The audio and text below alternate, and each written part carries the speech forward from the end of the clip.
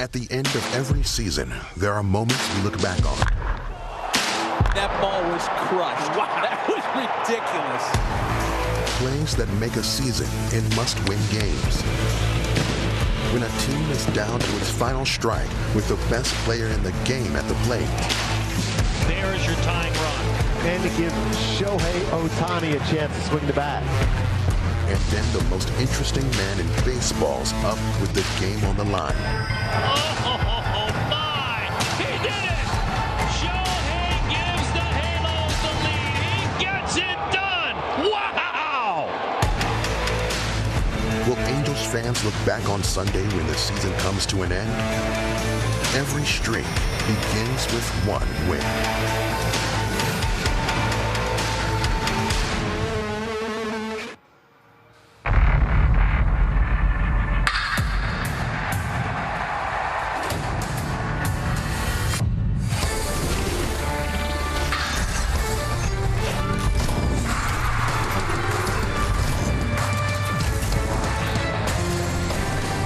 Pack that miracle up from Boston and bring it on home, and the Angels hope to keep that momentum going forward. We'll talk about that as the Angels go toe-to-toe with Cleveland.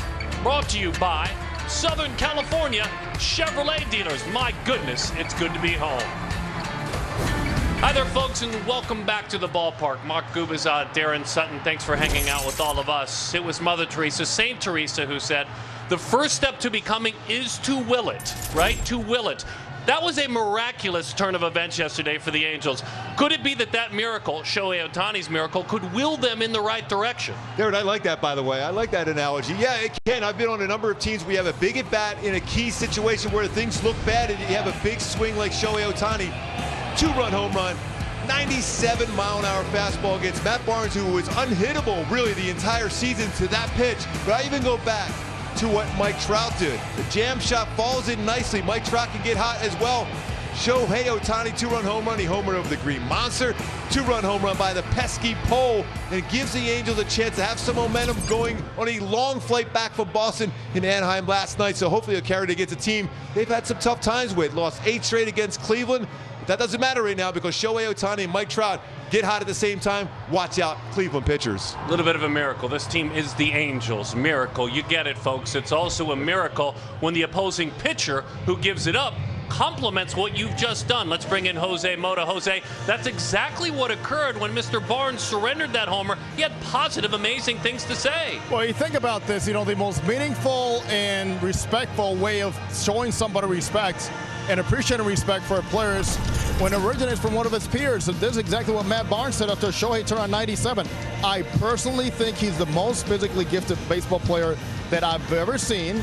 I don't know that you're ever going to see somebody who can throw 101 and hit the ball 600 feet. He is a special player. I think we've appreciated that since he got to the big leagues. And think about this. I've been here now for 20 years. There's a third player I've heard a pitcher go out there and compliment like this. First one was Hall of Famer Vladdy Guerrero. Second, who else but Mike Trout, and now Ohtani's son. So no surprise there at all, Gooby and Darren, right? Yeah, and very good company, not a big surprise. So let's take that little miracle that they had at Fenway Park and pack it on up and bring it home. Is this the beginning of a streak? Can they will themselves in the right direction? It's the Angels, the Indians. All the action is next.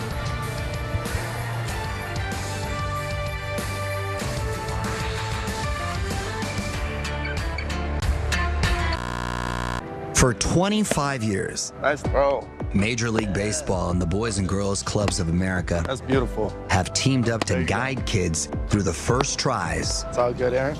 the curveballs, There you go. and the big dreams, setting them up to make great plays on and off the field. Celebrating 25 years of building brighter futures together. Hey, Pedro, what was it like when you won your first Cy Young Award? Well, I was... What about when you won the pitching Triple Crown? Well, And how did you feel when you won a World Series? I was, What's it like to be an 8-time All-Star? The analyst of MLB Tonight, answering baseball's toughest questions. It is gone! Every time he steps up to the plate, goes into his windup, Swing and a miss! or runs one down. He caught it. Oh, you won't see a better one than that. He competes not only against the other team, but against the toughest adversary, himself. MLB Tonight, where the best outdo their best on MLB Network.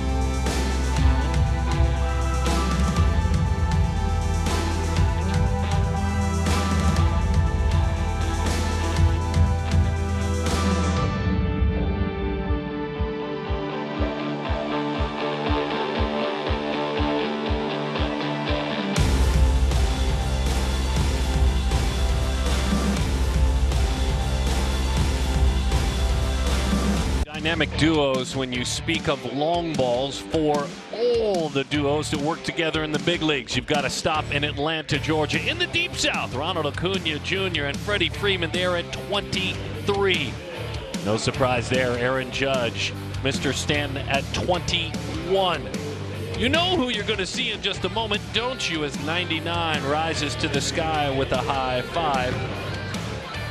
Rafael Devers, J.D. Martinez just spent time with those sluggers at 21 home runs. Fenway Park beneficiaries, probably not, because they hit the baseball out right there all over the ballpark.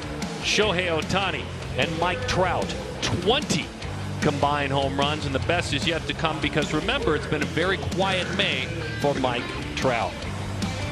That's the power there with Ramirez and Reyes, too. They've been carrying the offense for Cleveland. They're over 500, 21-17 because of that power they have driving the baseball. Their pitching has been good. Their offense inconsistent, but that power for those two has not been inconsistent. Cesar Hernandez at the top. Jordan Luplow is in that second spot. Ramirez, Franmil Reyes, and Eddie Rosario. Harold Ramirez, Josh Naylor, the slugging Canadian, Ahmed Rosario, Rene Rivera, the veteran, Tito Francona. That is the lineup he has penciled in against a local fella.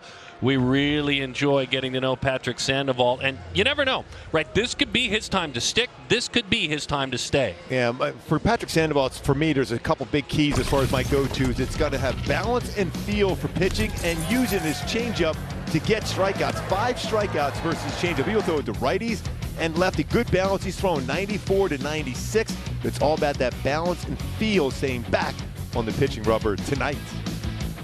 Gets loose, back behind the mound, gets all stretched out. Just his 4th start, certainly when you talk about what he has been able to do, Patrick Sandoval in the big leagues. And he gets ready to go to work, I should say 4th appearance overall of the year. Mission Viejo High School. Initially an Astros pick, and away we go. Sandoval with a high fly ball. Left field, well struck, and the Indians strike first. Cesar Hernandez, home run number 4 on the season, the very first pitch that he saw. We're coming into the game, no baseball's put in play for a hit against Sandoval first pitch. Hernandez, with a club that's struggling offensively, they're going to be more apt to be aggressive on the first pitch, hoping to get a first pitch fastball. He got it, his 4th home run. 47th home run as a team. Yeah, they're only hitting 209, but they do have 47 home runs. They're relying a lot on the long ball, fastball about belt high, ready to attack it, and successfully attack that one for Hernandez. And that's been a bugaboo this year. There's no doubt. The home run ball has been something that has bit him. You have to recover, come back to it. And he does so. Jordan Luplow now digs in. Jordan, 330 on base, and that's well above what the batting average is. This center fielder, this 27 years old, is hitting just 188, but he's patient, very patient. One more time here. Well, he's just ready for a fastball, and it's the middle of the plate, belt high. You're going to be ready to jump on. A lot more hitters I've noticed in baseball this year put up some really good numbers. We saw it in Boston. Their numbers for a lot of their hitters on the very first pitch they see put in play. Rockets that one foul, and the count runs to 2-1. Sandoval still just 24 years old. This was a man who was highly thought of all through high school. Son of Jorge and Robin, and was a USC commit until he opted to go ahead and begin his pro career, as that one skips in there. That's the 51st home run that the Angels have allowed this season, 28th for the starters. The Tigers coming into the game 51. Also, Baltimore and Texas have given up 54 home runs. Right down the middle, good lively fastball at 94 miles an hour. When we saw him work last year, we saw quite a few more of a variety of pitches, as you talked about. There has been the stern belief, albeit in a very short sample size, of fastball changeup only, as that one bounces in there. Let's take a look at the pitch arsenal for Patrick Sandoval. Take a look at our StatCast 3D powered by Google Cloud. Four-seam fastball. Rotation of that one going up the downwards version at 93 average. And the changeup going that sideward direction. He's able to fade that one away very effectively, both to right-handed batters and down and in to lefties. Gooby, his breaking ball last year had a really high spin rate, up to almost 2,800 on average. Threw it about 7-8% of the time. Do we see that at all, maybe? Does he bust that, or does he just stick with those two and try and dominate with those two? He has to go back, especially as a starter. As a reliever, it's a little bit different. He's thrown a lot more changeups. He's got about 46% of his pitches are changeup this year. Last year was his slider and his curveball were pretty high percentages. Hasn't thrown a lot of them this year. Lined in the left field on the move out there. It's run down by Lagares, the Gold Glover. Covers ground with the best of them. See his fastball and usage for his fastball this year, 43, just about 44% and 46. Average fastball, 93.5. That's incredible as far as consistency. Same thing was changing. Pretty good separation there. Spin rate, pretty close. Although most times with a four-seam fastball, you're going to be around 2,400 on spin rate on a four-seamer. But his changeup has been excellent. Franmil Reyes, another slugger stepping in. They're up and down. You just got a tough one, by the way, and the runner-up for the MVP award, and Jose Ramirez a moment ago. Now another talented slugger, 25-year-old Franmil Reyes, 9 home runs on the year. Slightly closed stance with the leg kick. There's a breaking ball. There's the throw on the bag. Beautiful throw by Suzuki. Nice working together. He had help from Sandoval because that was a breaking ball. And he's pretty quick to the plate. He has more of a slide step. He's quick. Kind of like Cliff Lee, former Cleveland Indian. Doesn't necessarily have to have the greatest move, but when you're quick to the plate, you give your catcher a chance. He's out by quite a bit. Good tag there by Phil Gosselin. Ruplo tried to get in there, dropped that hand in the glove. Good throw by Kurt Suzuki. Good to see him build some confidence now for Suzuki, catching a would-be base stealer. And so he goes back, changeup down and away. By the way, folks, Sandoval answered our question, will we see a curveball? We did. We did, and that thing spins, folks. I mean, even this year, just a small few that he's thrown have averaged over 2,800 RPMs. Fourth appearance of the season. Well, I like that target. Wow, that's a great target by Suzuki. Oh, he was standing up. My goodness.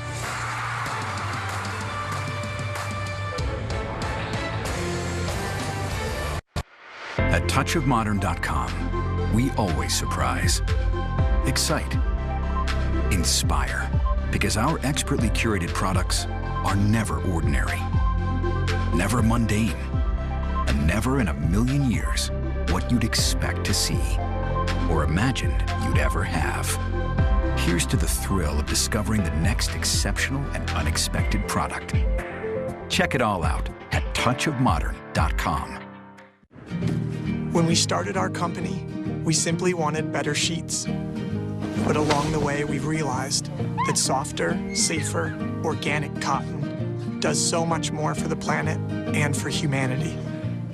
It helps your home become a force for good, because home is more than just an address.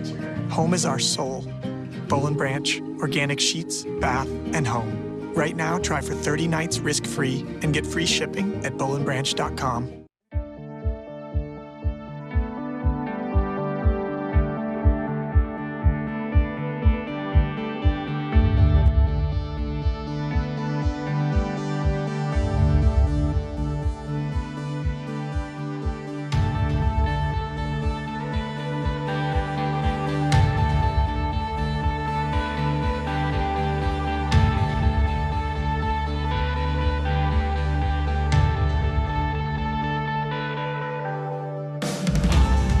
At the top of it, the second time he's been in that spot. It's Shohei Ohtani, it's Mike Trout, Anthony Rendon, Jared Walsh, Phil Gosselin. Yes, the goose is loose. Jose Iglesias, Juan Lagares, and at the bottom part of the order, Kurt Suzuki doing a nice job throwing from behind the plate. Sam Hentges is on the mound. 3.29 ERA, just his second start of the year. 13 2/3 innings, 14 strikeouts, a 3.29 ERA. Yeah, good fastball. He's going to be 93 to 98, a plus curveball, slider, occasional changeup. There's a lot of leverage there, folks. There's a lot of height, a lot of size. He's 6'7". What do you have for us? My go-tos to have success against the lefty here tonight is don't chase those low curveballs. He gets a lot of swing and misses. 11 strikeouts versus his curveball, 125 batting average. Be aggressive on heater mistakes, those fastball mistakes. 378 batting average with 3 home runs versus heater. I don't know about you folks, but as Gooby talked about it, those are some good-looking hammers he showed in that video. I mean, really good-looking. And he has really good spin rate on his curveball, too. That's a swing and miss pitch. You got to avoid those counts. That's why it's aggressive early attack. As he fires the fastball at 94, up and away. Now, there has been a lot of traffic in his 13 2/3 innings. The whip is about 1.8. Opponents with a 381 on base, but he's just beginning as a major leaguer. This is the very start, his first 5 appearances in the game at the highest level. There's a little dippy-doo breaking ball that drops in there. That's not as deep as the ones you showed us. Yeah, that's going to be the one he chose to throw a strike, and now it comes back with potentially the one to get a swing and miss. So now you got to try to barrel that one up before it gets below the strike zone. Taylor rolls that one foul. Now, on to Ward and the trip he had. It was a good one. Had some interesting adventures defensively, but he had 6 games in which he played, 5 hits, 3 walks. There was a double, there was a homer, and there was an OPS of about 850 on this road trip. Yeah, it used the whole field very consistently. His hands were quick, hit all pitches well.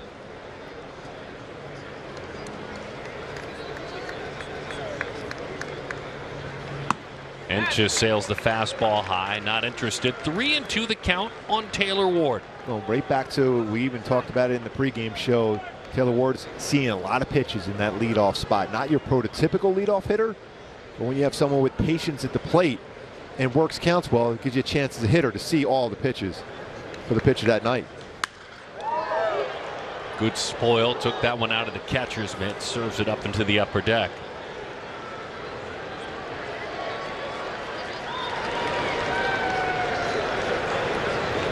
The one-time catcher who can certainly help you on the infield if you need it on the corners, and in the outfield on the corners as well.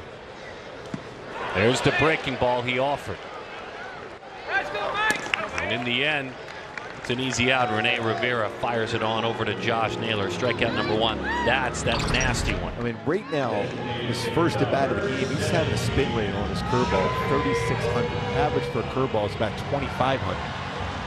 That's why you see a batting average. That's where you see all the strikeouts coming from his curveball. Just a 125 batting average, 11 strikeouts, make that 12 strikeouts now versus his curveball. So that's why you want to be aggressive early. Here's the magic man, Shohei Ohtani.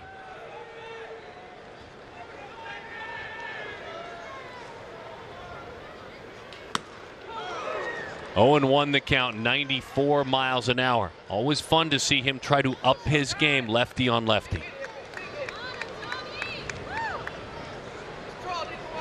Leading the majors with 12 home runs. Wrapped that one around the pole yesterday. That's some cut to it. That one misses outside. 1-1 the count. Mostly a four-seam fastball.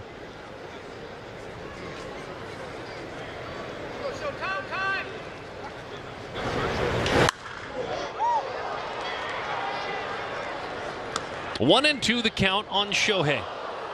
And it's 188 batting average versus lefties here, but 3 home runs for Ohtani. 479 slugging percentage versus left-handed pitch. He's going to probably deal with the curveball now.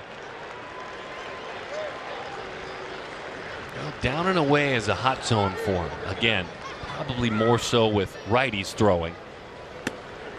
That fastball is outside. And when I say down and away, correct me if I'm wrong, down and away soft is a big hot zone for him. Yeah. Does a nice job of keeping his hands back on an off-speed pitch, whether it's a slider, or curve, or even a changeup against him down and away. Fastball a little different. The 2-2. Good take. A little bit low. The count is full.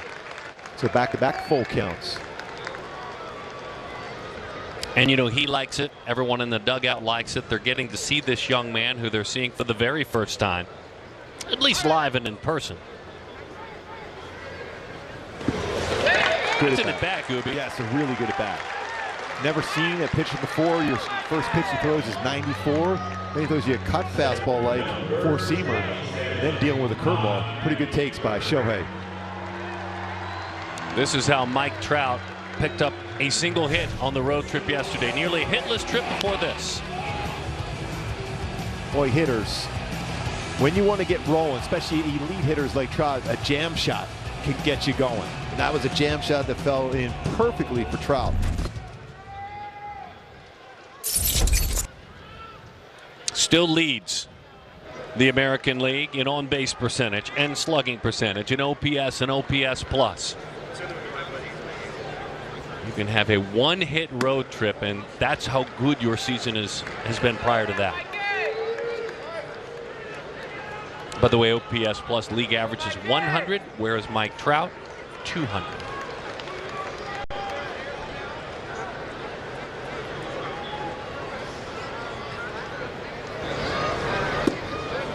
Well, that's a pretty good breaking ball.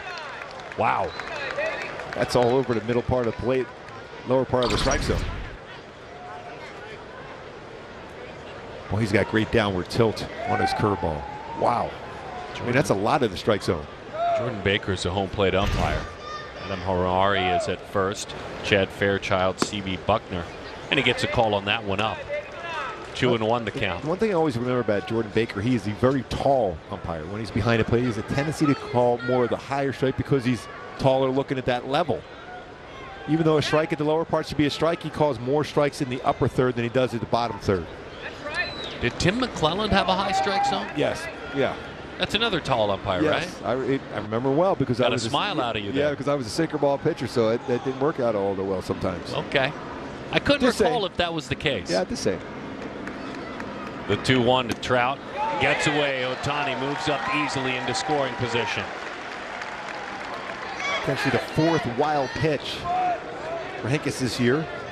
So here's the thing. I know it's a four-seamer, but my goodness, even the four-seamer's lightly. This flat handcuffed him. Yeah, you want to try to turn the glove the other way around with that type of movement. Going to be the pass ball.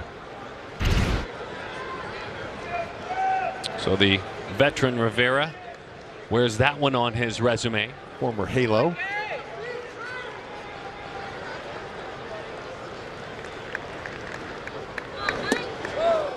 Way inside, having trouble with that glove side. Mike Trout earns the walk. That's 27 walks this year, 27. That's a tall pitcher that it's going to take some time, in my opinion, there to be consistent with the strike zone. There's a lot of moving parts, long legs, special arm. He's got a great fastball on his curveball. We've already seen and talked about that already. But there's a lot of moving parts, and when you have a little energy going, you overthrow. It's difficult to get that arm in that good position to be consistent. Hey, Angel fans, work with me here. You see a little bit of Chuck Finley in that man? Yes. Long legs like that, working straight downhill, not as much driving towards the plate, straight downhill. Good call, Darren. And he used to throw that splitter from that spot. That's what was crazy about it. Here is Anthony Rendon. A little taller than Fins. Glad to have Chuck watching, by the way. Hey there, sir. Chuck, what do you think? And a quick visit here. What's this about? Just trying to get him under control in the numbers versus fastball. 378 versus Hentges' fastball. Really good slugging percentage. And some home run power. 3 home runs allowed. Carl Willis has been doing this for a long time and doing it well. Yeah, I was going to say he's done a lot of good things with pitching over his career as a pitching coach. He was a solid major league pitcher out of the bullpen for most of his career, but really solid pitching coach. Ruben Niebla is on his staff as the assistant pitching coach. Part of Tito Francona's staff. Marlo Hale is his bench coach. Ty Van Berkeley, the hitting coach. Victor Rodriguez, his hitting assistant. And of course, Sandy Alomar Jr. in that first base box. The best. 1-0 the count on Anthony.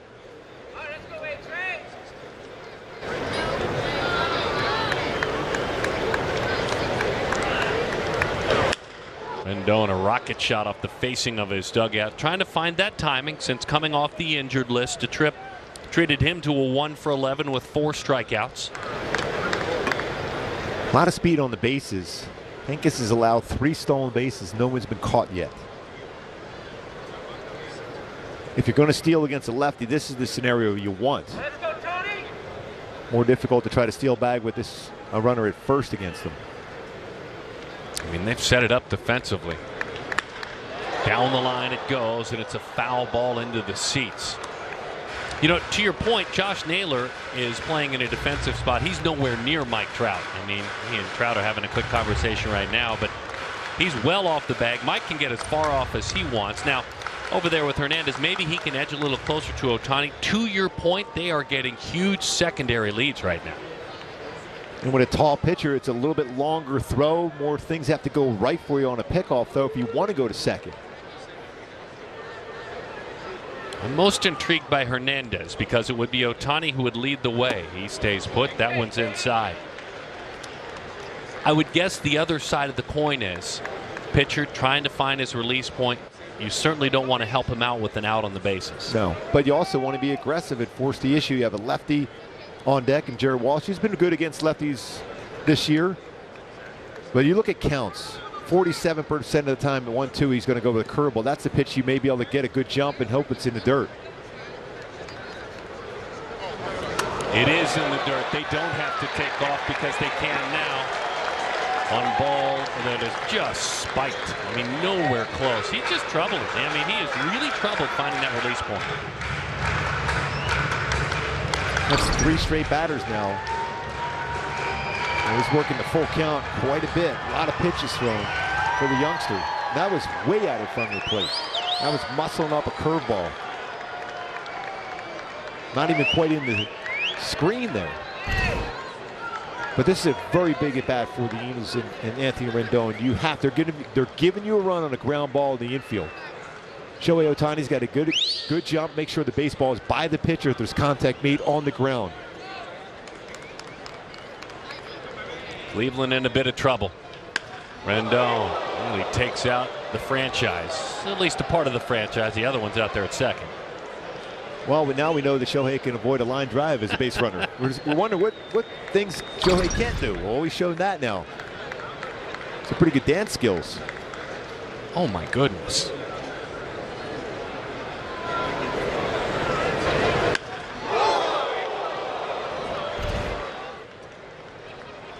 Peeking down there to make sure Perry Manassian's okay after seeing a play like that. 3-2 the count.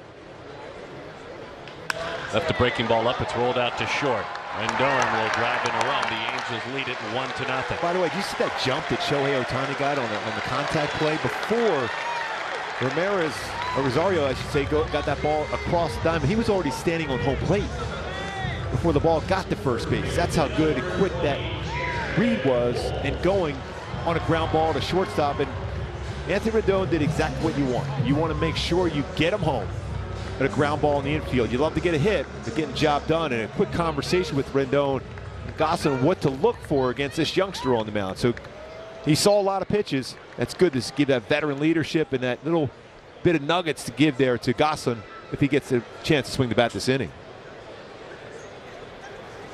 Jarrett digs in, back of the box. Hands away from his body with that leg kick. He takes high. 1-0 the count to Walsh. He has hammered righties this year. He's hit everyone very well. The OPS against righties, 943, as you see his season numbers. Against lefties, 717.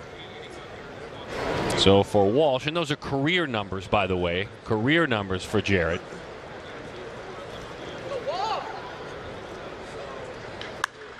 Fastball in.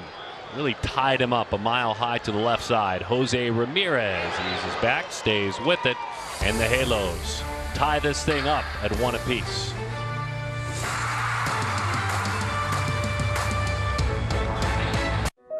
This is home. Ooh, good twirls. Where there's never been a better time. Time to appreciate the little things.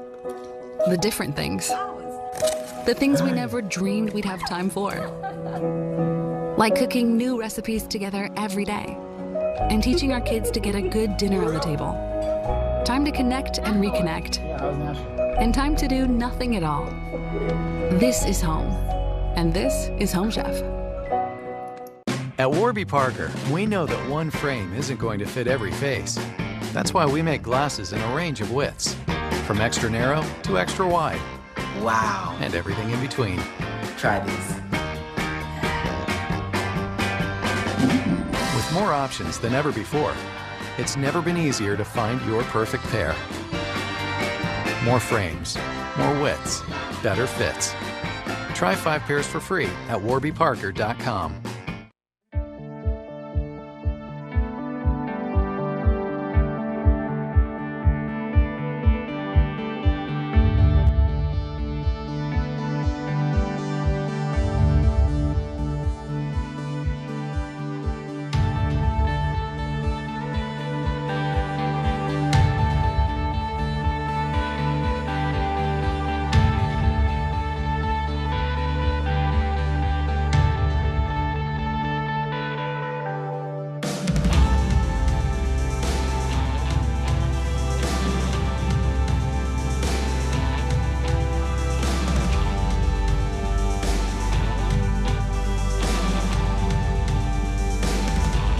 Stepping in for Mike Trout.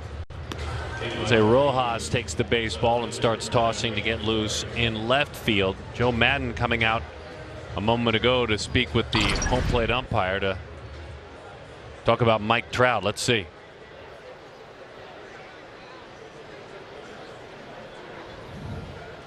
And a little bit of a grimace as he came down the step, and then he keeps on going. Something didn't feel right for Mike Trout.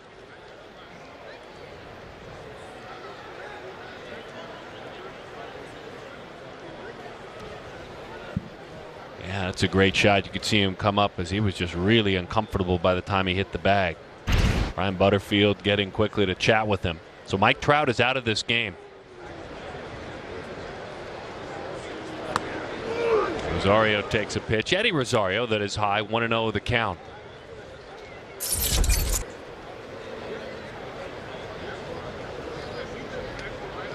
Rendon, the lone man defensively on the left side of the field. He stands right at the cut of the grass.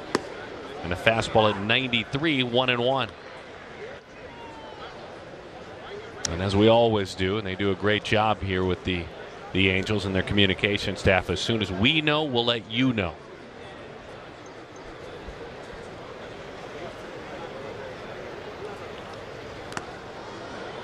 Ouch, that got a piece of Suzuki.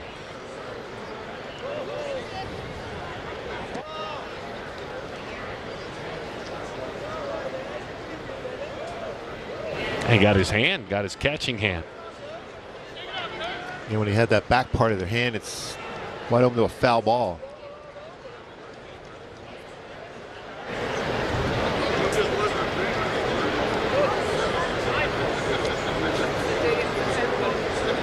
Last 6 games have not been good to Eddie. 1 of 24 strikeouts. Overall in the year, 266 on base percentage.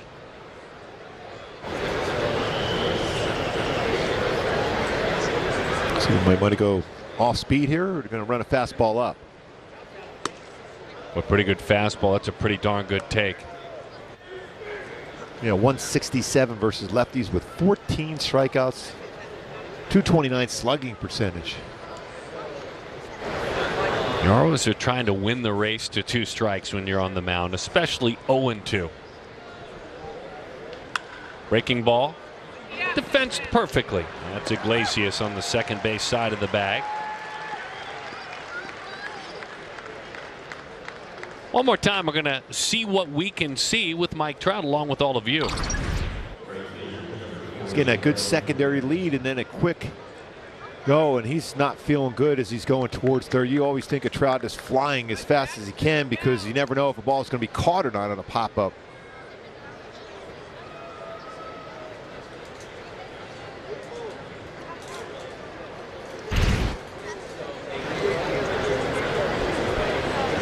Harold Ramirez takes over the inside corner for a strike. He didn't grab at anything specifically. Back of the leg, front of the leg, the back, anything like that. Looking at him walking down the steps in the dugout, though, you hope everything is okay because it didn't look comfortable.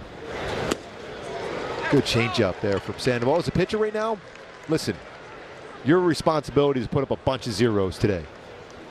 Every day it is, but when you see your leader, the best player in the game, leaving the game, that responsibility goes even higher to put up zeros. Hit on the line. It's down into center field. Lagares will send it back on in. So Harold Ramirez with a base hit, the 26-year-old Colombian native. A lot of the plate there, 0-2. A lot of the plate. Yeah, he knew it went almost down to a knee. Here's Josh Naylor. You talk about this Canadian family, the Naylor family. Chris and Janice, the parents, and they have a house full of talent. As a matter of fact, Bo Naylor, young catcher, is a rising star in the Indians organization as a catcher. The baby brother, the youngest of all brothers, Miles, is a 23 grad, and he's the #1 player in Ontario in Canada. The Naylor family. Strike one, good fastball, inner half.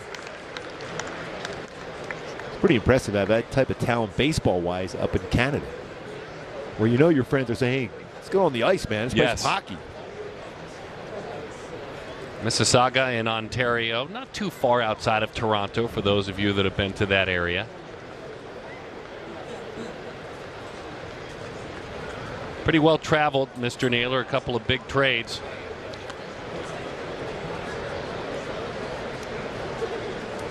Involved in the big Clevenger deal last year where San Diego sent him in a package to Cleveland.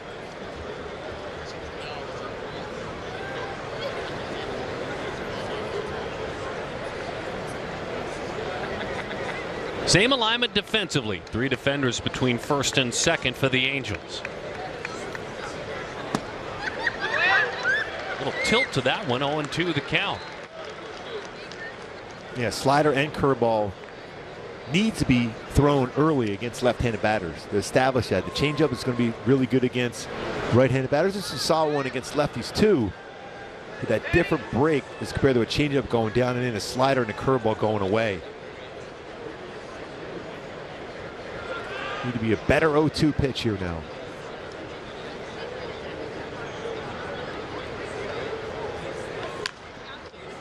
That one up out over the plate. Looked like a looping breaking ball again. 86 miles an hour slider that stayed high. This is one as a catcher and a veteran catcher like Kurt Suzuki. You gotta start even setting the target a little bit further off the plate. 0-2.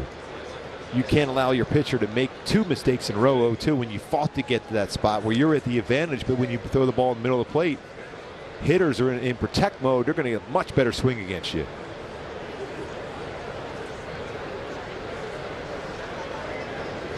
The 0-2. Lost it. Breaking ball. Overthrew it. That was another slider. He's not feeling good, man. You can tell. Almost went into a skip. He's just trying to get the blood flowing. Got him wrist, elbow. Couldn't tell. Yeah, up there above the elbow.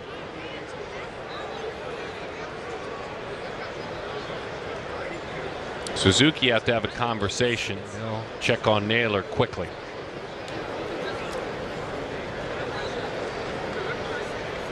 Kurt Suzuki's worked with a lot of different pitchers, veteran pitchers, young pitchers. You hope Naylor's okay. I think that ended up being, that's a changeup. Ah, that was a changeup. And he was forcing that, the target was set. Ooh, that got him square right on the elbow. It doesn't matter if it's 88 or 95. When you get hit there with no padding on the arm, that's going to take a while to get a feeling back in your hand and arm. But going back to the target that Suzuki was setting, he was tapping the ground. He wanted this changeup down. And sometimes as a pitcher, you're trying to make sure you don't make a mistake again, 0-2. He forced it and ended up throwing that ball inside and hit Naylor on the elbow. Naylor's okay. Ahmed Rosario with a couple of runners out there in front of him. Rosario, one of the key pieces in January. They knew they needed a shortstop that came back from the Mets in that multiplayer deal, or Francisco Lindor. Played in over 400 games in a Mets uniform.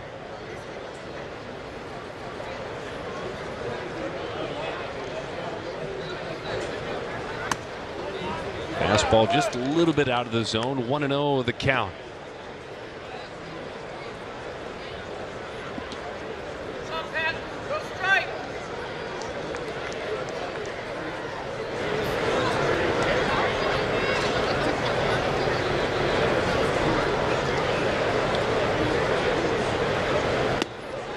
Sandoval has that changeup sink low. 2 balls and no strikes to count. Yeah. Fun text conversation with the scout that scouted Sandoval when he was back in high school at Mission Viejo High School. I'll share some of his thoughts in just a moment, remembering who he was when he was a local prep star.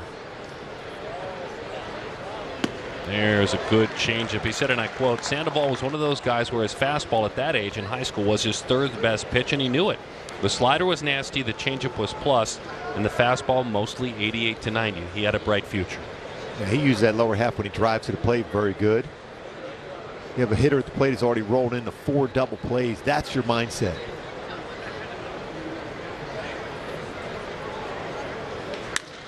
Bouncing ball on a backhand. Gosselin to the bag. Turns it on over. Into a double play. Put it in the glove of the Goose. Hey Al, during tonight's show, what was that meatball you threw? Meatball? That was a hitting demonstration, and that's what I was supposed to do. Right. Next question. The analyst of MLB Tonight, answering baseball's toughest questions. How the Angels got here with all the moves they made. They have a Meet Justin Upton. He's watching MLB Network. Again, the lineup got deeper. Because that's what baseball fans do. They're deep. They're deep.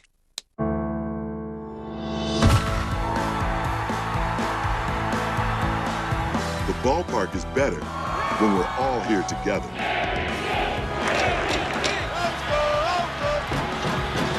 COVID-19 vaccines are safe and effective.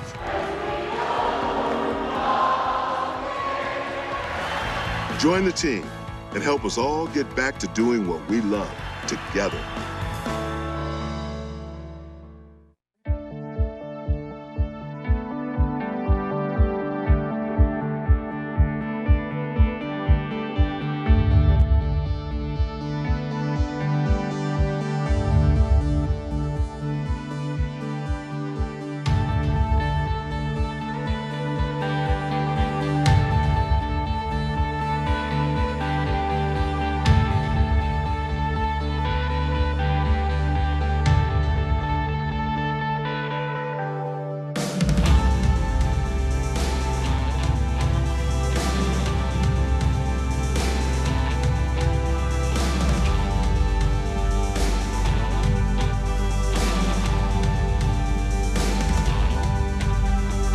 Nice job with that breakable. We talked about Darren too.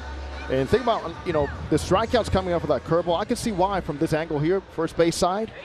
He is able to look and make that arm in the same slot all the time. And then the slugging against that fastball. Reason is a lot of fastballs up in the zone, guys. And I'll tell you one thing too. Resemblance to me, Gooby, our now departed friend, Tyler Skaggs.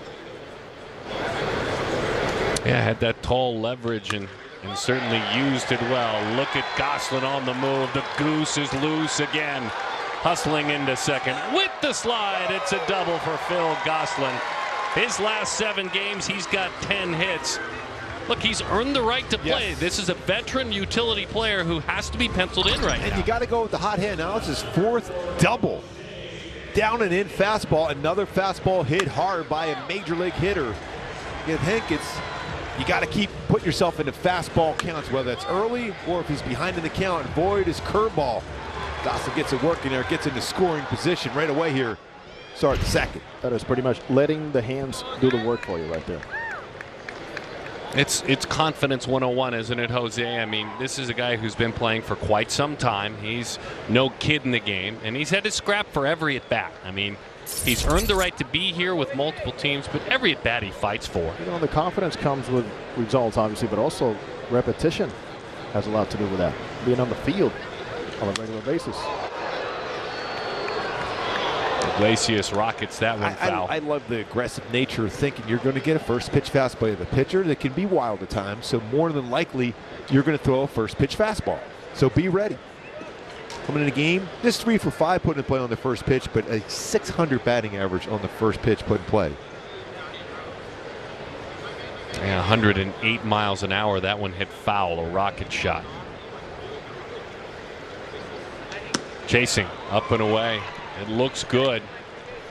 Not a whole lot you can do with the 91 mile an hour 4-seam fastball to Jose. Yeah, it looked like he was at least trying to punch that ball to the right side. Now you have to find a way to get Gosselin over to third base. Even if it's going to be an out, you got to find a way to advance the runner, a productive out.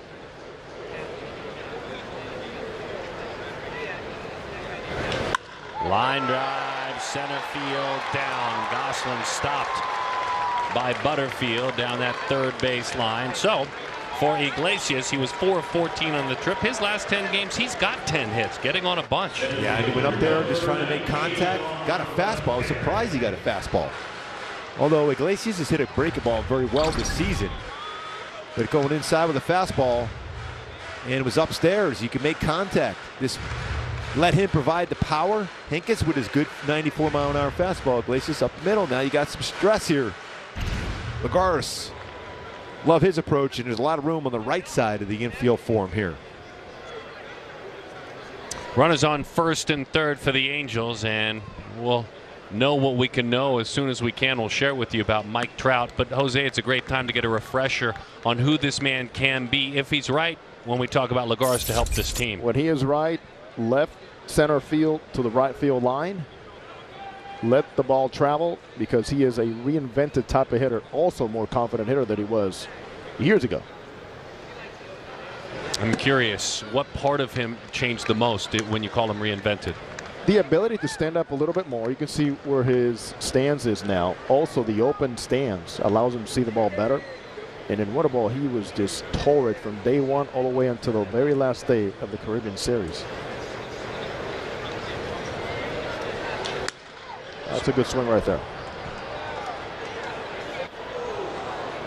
Had a nice spring and certainly had to. I mean, look, he came in. He had to make this team, right? Am I stretching it by saying that? No, he had to come. We know premier defender, but to make sure you got a spot and a chance to play some baseball, maybe a chance to get a lot of plate appearances, you got to show you can swing the bat. And he showed in spring training, and in a limited amount of bats, he's hit the ball hard. There's a chance for him to get a run home. He drives that one toward left. I mean, belted up against the wall to go on a hop. Rosario had no chance. Iglesias hustling on behind. The relay to the plate. The slide in there. One, you might get quite a few at-bats coming up very soon. Take advantage. That's why he's in there, because he's hit the ball hard throughout the entire time putting on an Angel uniform. He made a great defensive play already in this game. That was a tough play. You go back even to the first inning. That was a tough play against Ramirez. Fastball upstairs. It's going to be a fastball on a 2-1 count. Rosario didn't get a real good route on that ball. Ball was hit hard. Its hardest play as an outfielder is one great at you. That ball was scolded by Lagares. Yeah, Gooby, that ball actually had a little fade in it. That's why he saw him break in one direction, then the ball carried in another direction. But going back to that point I made, you see how deep he was able to hit that fastball in the zone and the hands get through? 108.7 exit velocity. That ball was crushed by Lagares. Kurt Suzuki with an opportunity. Nobody out. The Angels lead it 3-1. I want to make a point here, guys. I'm down on the first base side. You got a great view of the lefty, both lefties from this side. And one key item for me for the Angels and base running, the secondaries have to be really good. You got to exaggerate the secondaries, especially because of the spiked curveballs. You've moved, huh? The island. Keep conquering some land. Another flag, right? Breaking ball, fly ball, right field. Drawing at least a throw, an interest throw from Harold Ramirez. Yeah, he tried to get the job done as far as hitting the ball to that side of the field, but lifted it too high, didn't get it deep enough. Lars was going to go back in there. No reason to take a shot there. Tag up. Gooby, wherever the wind blows, they tell me to go, I'm here. Here. I feel the same way, my friend.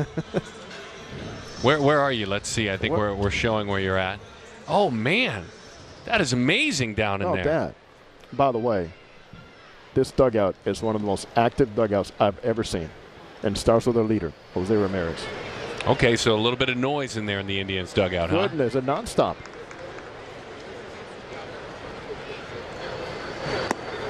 It's almost like a beautiful casita down there where you're staying. I don't know that that's an island as it's more of a casita. Almost a poolside manor. Or a gazebo. Yes. Island life. Not going to complain. Oh, no one would listen. 0-1 the count to Taylor Ward.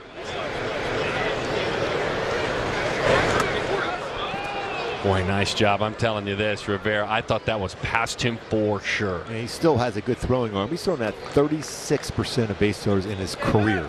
And he did a nice job, and he was ready to bounce up, and just in case if Lagares was going to go, he had a good secondary lead, but there's no way.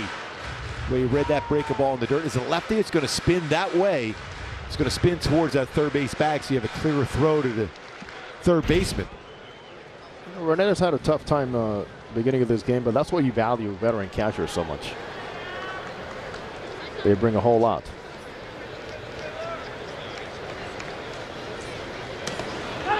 Another ball getting by him. He's having a tough time behind the plate. Yes, he is.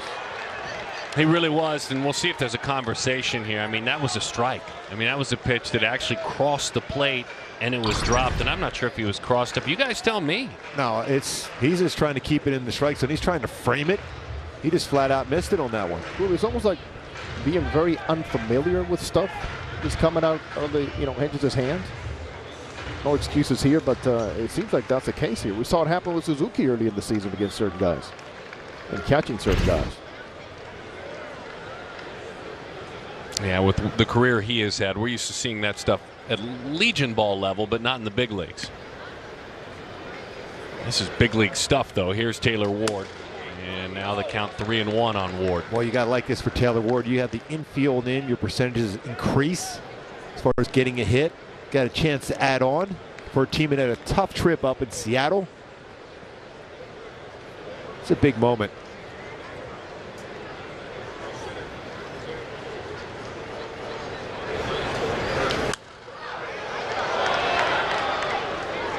In my Hyundai key for the game tonight, going the Go-Go's. Yes. Turn to you, turn it on a fastball. Going to be key tonight. We've seen a couple good swings on fastballs. Lagares turned on one for a double. Go-Go's going into the Rock and Roll Hall of Fame in Cleveland. Well, I'm thrilled about that. That's great news. Yes. Very excited. Strong women, excited for what that represents with a little bit of punk, too. I mean, that's a little bit of the alternative side. And very, very proud. They're a little bit proud of that LA punk alternative scene that they helped to lead. Folks, we got an update on Mike Trout, officially coming from the Angels organization. Trout left the game with a right calf strain. He's undergoing further testing tomorrow. Again, Mike Trout leaving the game with a right calf strain. Further testing tomorrow.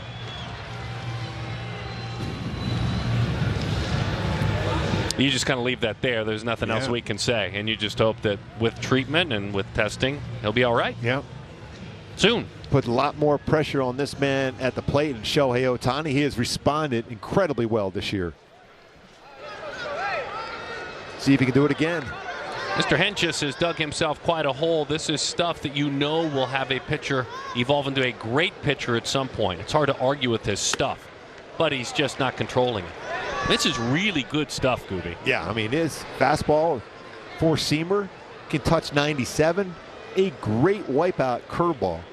Slider's solid, too. But as a young pitcher, it takes a while to be able to get a good feel for that pitching rubber and working downhill at that height.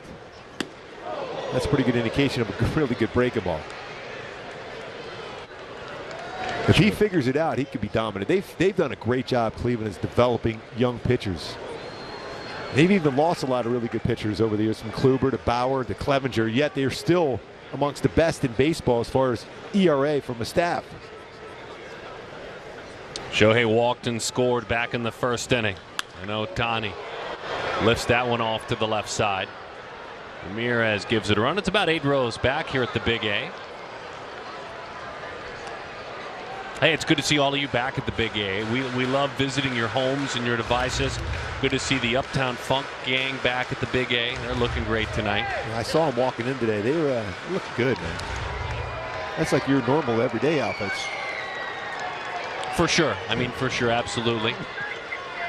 Beware now if you're the Garza to break a ball in the dirt or something wide.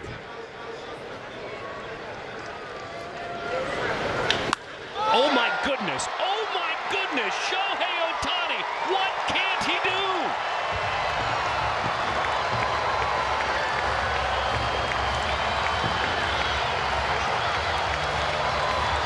Shohei. Showtime all the time. That's a 94-mile-an-hour fastball.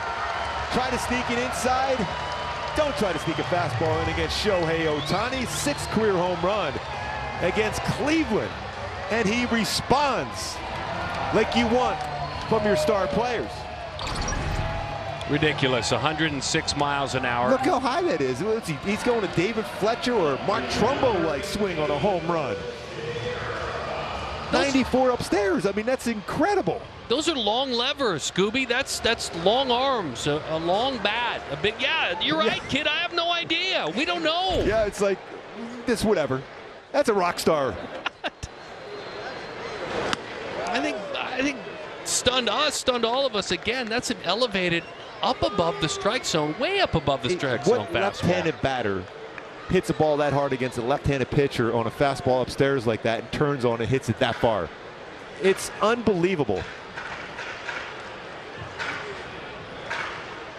Look at Gosling going. That's incredible. That is unbelievable how far that went. Shohei Ohtani, yes. He went the old lumberjack high pitch. He goes, Fletch, I can do it too. Major league leader in home runs, Shohei Ohtani. 13 home runs. 13 for Ohtani. It's just, it's incredible what he's doing. I mean, that is a 94-mile-an-hour fastball from a lefty, about maybe almost a foot above the strike zone.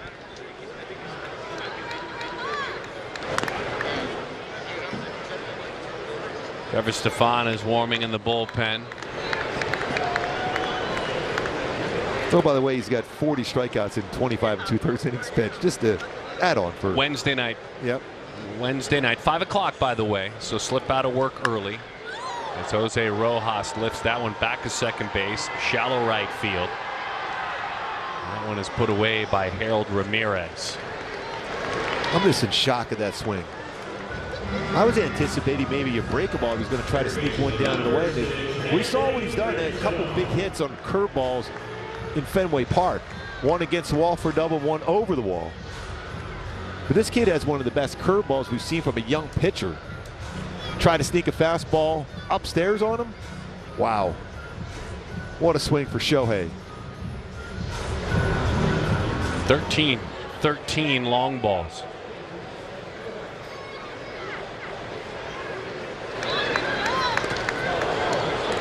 Rendon waves over the top of that one. Acuna with 12. Aaron Judge with 12.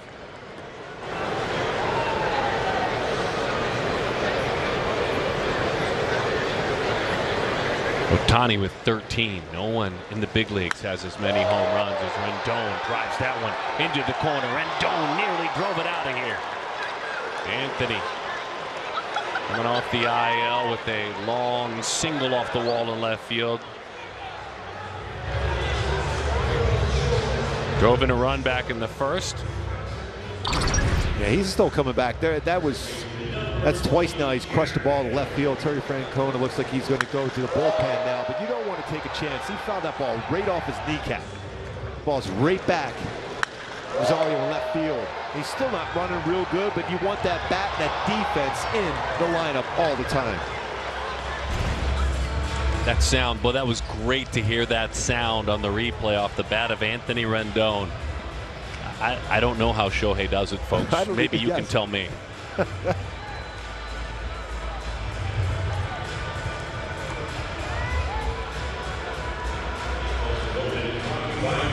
Jim, now that you're an analyst at MLB Network, do you find that your days are easier? Hey, Jim, here's a research packet for tonight's show. I'll see you on the set in 5. Maybe a little easier. The Analyst of MLB Tonight on MLB Network. Hey, Harold, how do you prepare for a big show? Well, I just try to stay positive. Take it one show at a time and treat it just like any other show. How do you feel about the other analysts you work with? It's a great group of guys. We're all on the same page. I'm just happy to be here. What's your prediction for the season? We'll see what happens. It all comes down to execution in the studio. The pro player answers. He's still got it. The Analyst of MLB Tonight, answering baseball's toughest questions on MLB Network.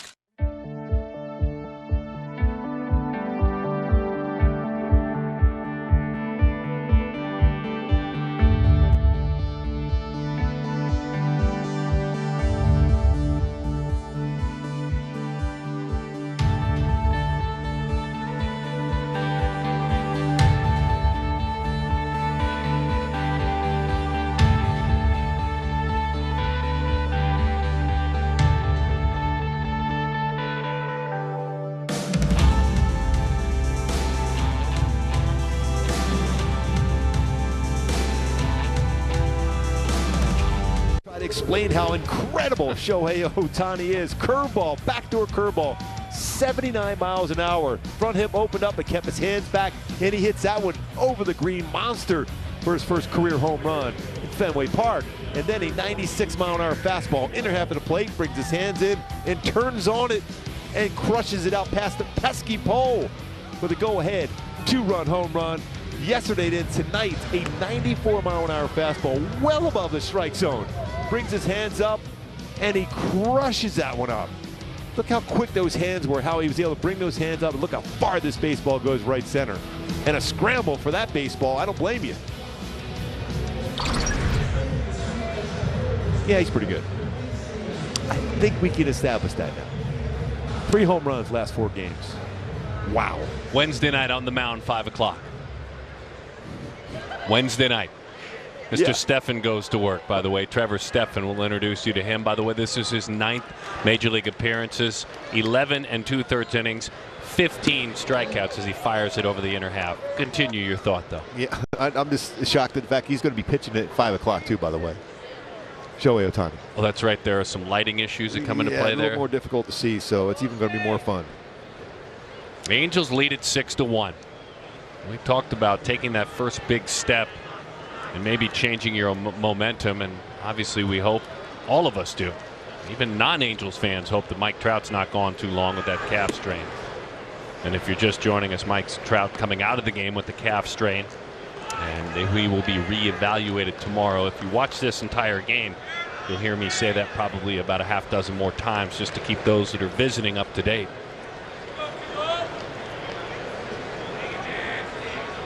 Jared popped up to the third baseman, Jose Ramirez, in his first at bat.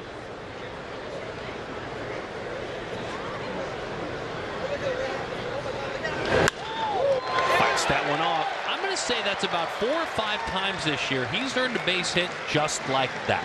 It's all about putting the ball in play. When you have a defense set up like that, just go with the pitch. Inside out, another good swing. Jared Walsh. What a season. Even go back to starting around September 4th last year, what he's put together. It's impressive for Walshy.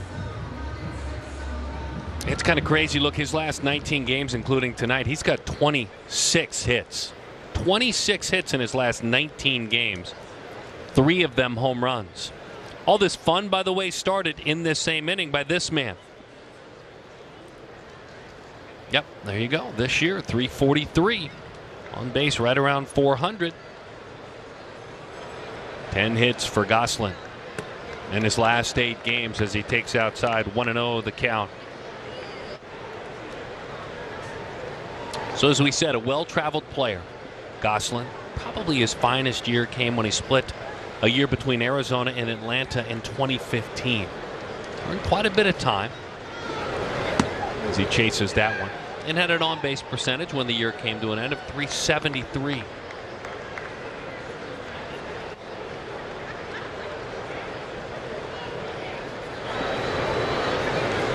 I think his greatest impact, as long as he's hitting enough, is his versatility.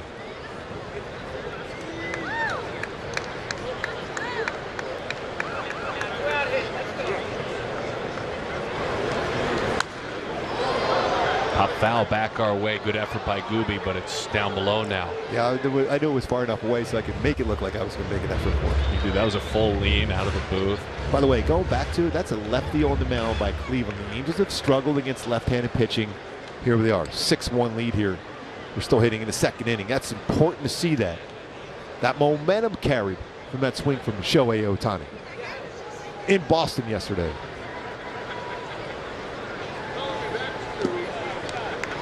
It's a funny thing when that occurs, and I can go look up the numbers, and I have, folks, and shared them with you about their struggles and the team's OPS against left-handed pitching. You saw it with your eyes. You sat in this chair, and you have for many years, and it's been, the last couple of years that southpaws have presented trouble, even for guys like Mike Trout. And it's all come back to trying to pull a lot of pitches. You know, all speed, whether it's fastballs away, get in that pull mode, just use the whole field. There was some pretty good swings using the whole field, but there's also some power number swinging also right back on fastballs. Well, that was fun, wasn't it, folks? Shohei Ohtani with a big blast. Gosselin with a single. Iglesias with a single. Lagares with a double. But this is the one. This is the one that had all of our jaws dropping. Stunning. Yeah, young man, I don't know. I don't know.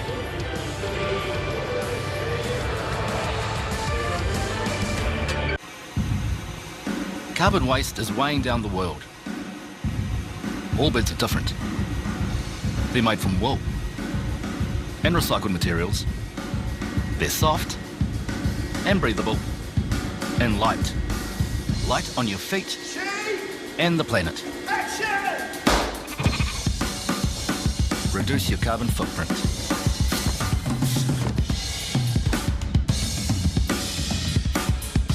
Nerds! Have new money goals? NerdWallet can help you find the credit card to make them happen. Want to earn enough points for a weekend of fancy camping? We have options for that. Maybe have a better credit card than your older sister. We have comparison tools for that. Or find a card that lets you donate your cash back to food banks. We have tips for that too. From low rates to the best rewards, easily discover and compare the smartest credit cards. For all your money questions, turn to the nerds.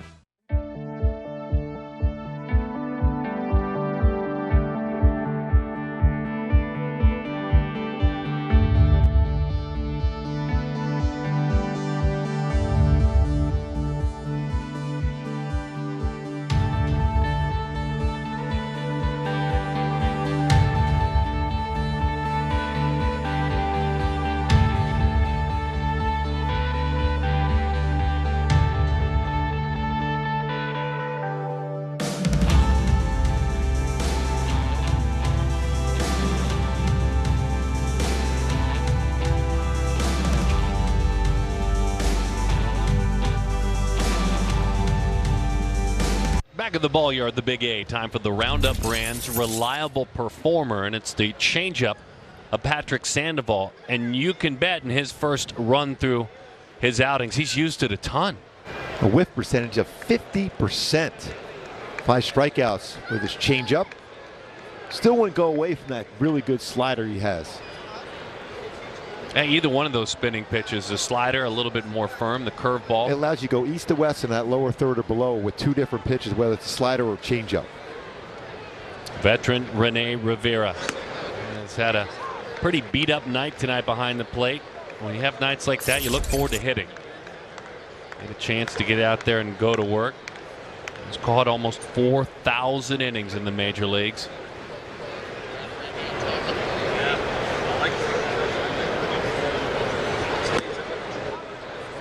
One ball and 1 strike the count.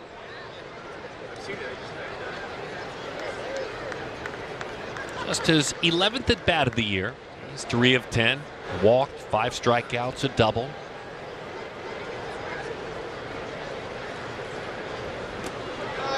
That's a changeup. That's a swing and a miss. That one almost disappeared like a good old-fashioned splitter. Yeah, he has a really good circle changeup. It fades away from right-handed batters, down and in versus lefties. Got a chance to ride a fastball upstairs now. Get it well above the strike zone.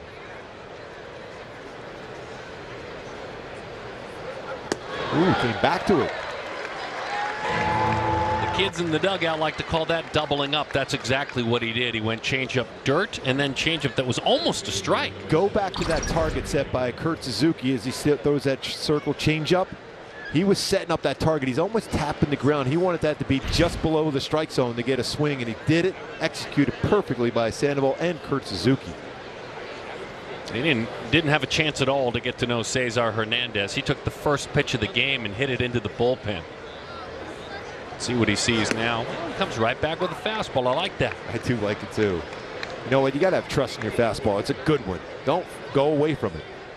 It's a battle every time you're on the mound against a hitter.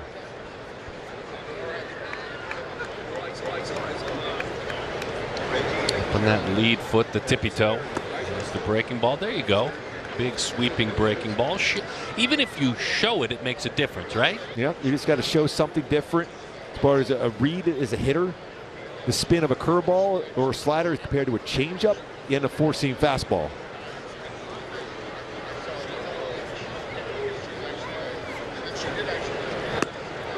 Changeup dies down and away. 1 ball and 2 strikes to count on Hernandez. So fastball, breaking ball change. Does he go back to another changeup? He's got a little bit better spot for it. Might go right back to it again. The pride of Mission Viejo High School. Those are the fastball. It's lined into right field for a base hit. 94 miles an hour. He split the plate with it. That's twice now. He's hit a fastball hard out of the ballpark with a fastball and a line drive right center with a fastball.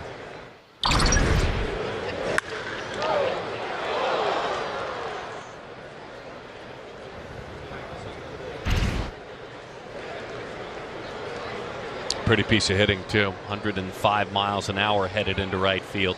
Exactly right, Darren. That was a really good piece of hitting.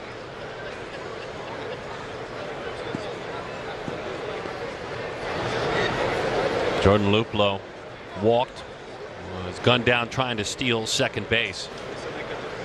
His first opportunity.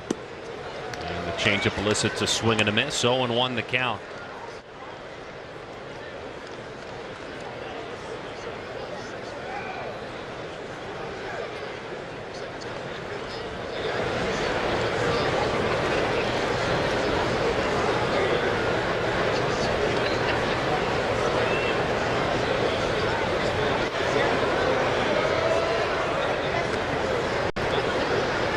Sandoval, in his time in the major leagues, and it's overall 83 innings in the major leagues dating back to 2019, has only seen 3 overall stolen base attempts, period. That's a credit to him.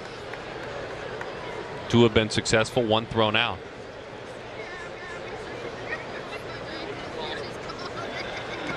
Fans had a bird's eye view of that swing by Shohei Ohtani, by the way. That is a great seat. That's a great shot. You're a veteran here. you know, you're kind of my go-to guy, my big brother in this seat, if you will. So when do we get, as you know, I asked the leader, when do we get to go down and call a game from down there? Well, you know what? You probably asked the right person. I say it's soon. Okay. Yeah. Just saying, soon. And they're in agreement. They said, come on down. 1-1 to count.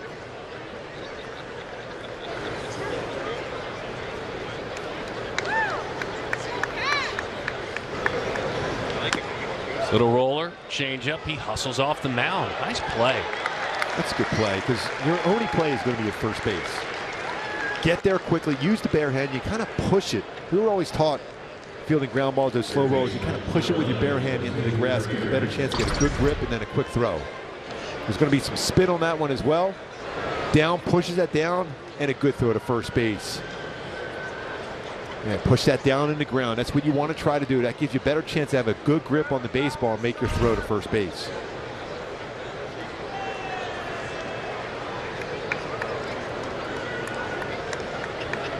Blow tries to walk it off. He'll tweak something running up the line. We'll keep an eye on him when he works defensively in center field. Oh, two things, by the way, that happened there that I found intriguing. Nice play. You broke it down perfectly. He also flat froze Hernandez. He held for such a long time. Hernandez finally was on his way back to the bag when that one was hit. Now, that didn't come into play because he easily could go to second on that slow ground ball. But we saw before he threw that pitch why he is hard to steal on. I go back to former Cleveland Indian, former Philadelphia Philly, amongst a couple other teams. Cliff Lee was so quick to the plate. Didn't have a great plus move, but he was so quick. It's tough to get a good read and get a good jump against the lefty leg Sandoval and Cliff Lee.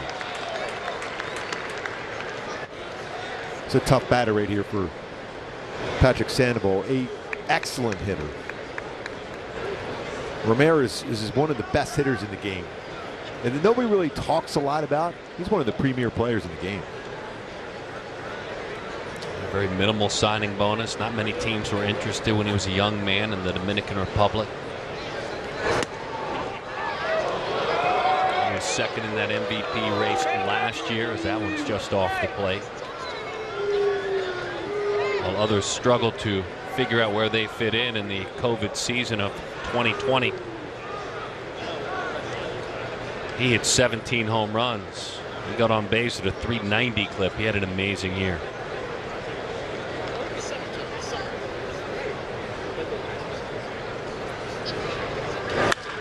Bolt in the left field for a base hit. They're going to send the runner on around.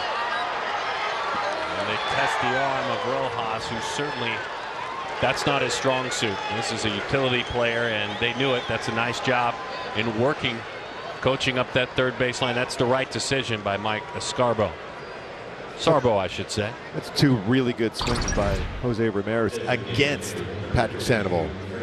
That was a breaking ball to stay back on. He blinds it. No chance for Rodon. He's just trying to knock that ball down.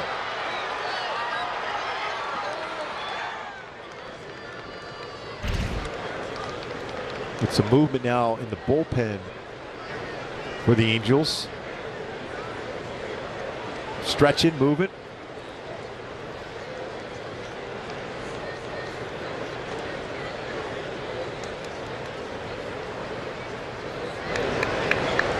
Franmil Reyes.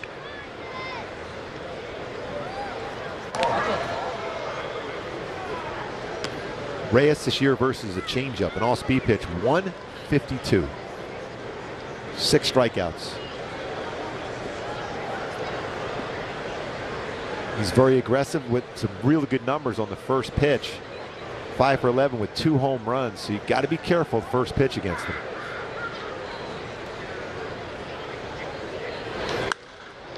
Gives that one a ride. Initially heading back, now coming on in is Taylor Ward, and he puts that one to bed. A run for the team from Cleveland. They're down 4. 52% of men between 40 and 70 experience erectile dysfunction, but many don't get treated. Now there's Roman, the digital health clinic for men. With Roman, you can get genuine ED medication prescribed by a healthcare professional from the comfort of home. If prescribed, you'll receive your medication with free 2-day shipping in discreet packaging. Start your free online visit today at GetRoman.com/TV. It's not just because Boll & Branch organic cotton sheets are incredibly soft. They are. And it's not just that they're free from toxins and made by people who are paid and treated fairly. That's true too. It's because home is where the magic happens. And with better sheets made in safer ways, home makes the world a better place. Boll & Branch. Right now, try for 30 nights risk-free and get free shipping at bollandbranch.com.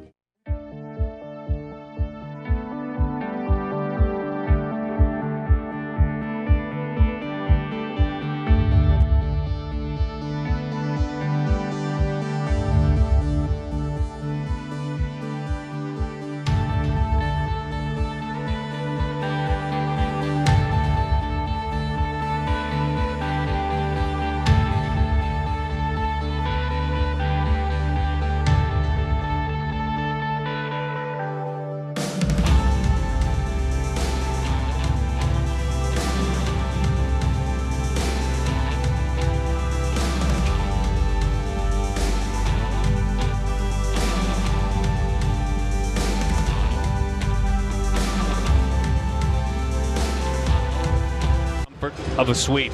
Entertain guests with all-inclusive packages. Call 796-HALO, 888-796-HALO, or visit angels.com/suites. So Luplow down for the count. Harold Ramirez moves to center field. A couple of changes, we'll tell you about the rest of them.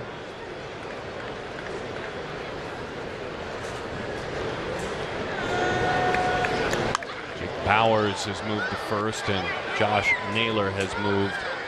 There's Jake Bowers. He puts that one away. Naylor is in right field.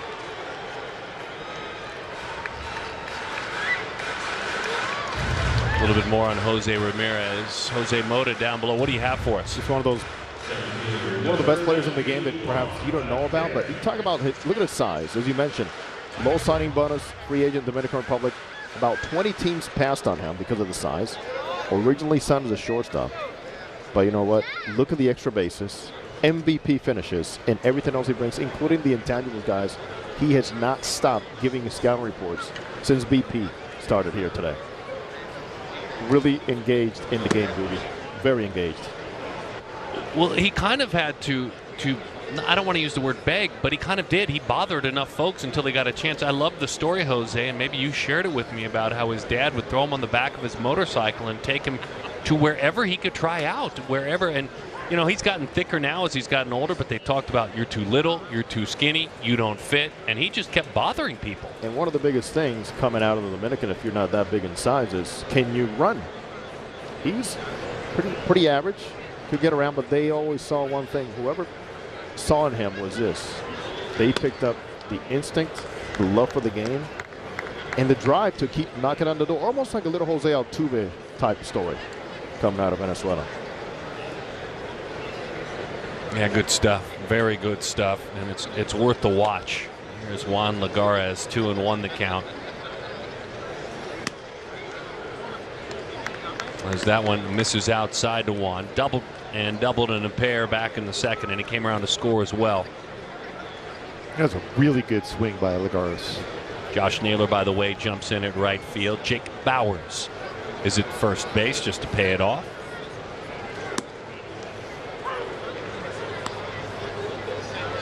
As that one dots the inside corner.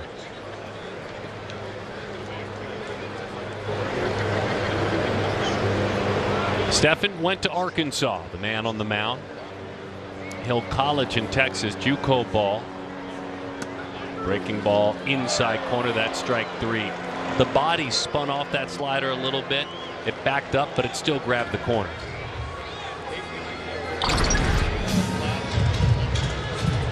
Yeah, that old backup breaking ball, you freeze as a hitter. You're thinking that's not where he wants to throw it. Just barely touching the inside corner. The old backup slider to a right-handed batter from a right-handed pitcher, always difficult to pull the trigger and hit that one. So you think about fresh arms, new arms, guys that sign out of college. You know, you get into your mid 20s? Are you a late bloomer? Well, probably not. He didn't even pitch in high school. So when you see a man with these kind of gifts earning his way to the major leagues, as he deals with Suzuki, when he was drafted out of junior college, he said, and I quote, "I'm pretty raw, to be honest. I didn't even pitch in high school. I knew I had a good arm. I knew pitching could be my ticket.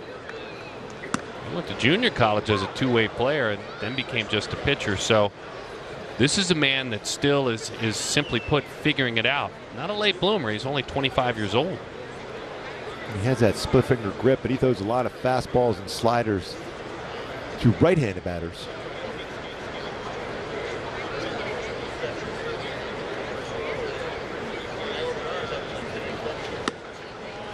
'97. It's free and easy.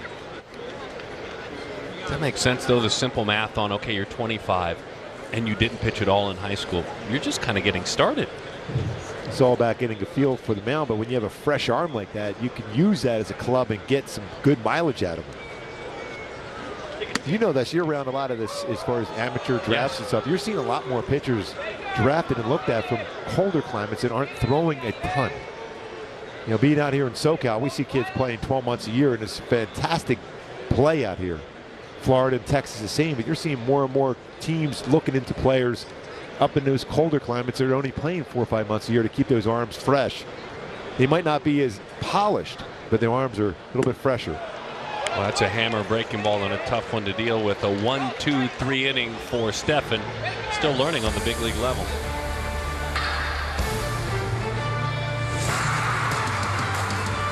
Mike Trout. People know he's one of the greatest players this game's ever seen. Meet Mike Trout. Can run. He's watching MLB Network. He's one of the nicest people you're ever going to meet. Because that's what baseball fans do. And he's also got tremendous show hair with his hat off. Hey, Harold, how do you prepare for a big show? Well, I just try to stay positive. Take it one show at a time and treat it just like any other show. How do you feel about the other analysts you work with? It's a great group of guys. We're all on the same page. I'm just happy to be here. What's your prediction for the season? We'll see what happens. It all comes down to execution in the studio. The pro player answers. He's still got it. The analyst of MLB Tonight, answering baseball's toughest questions on MLB Network.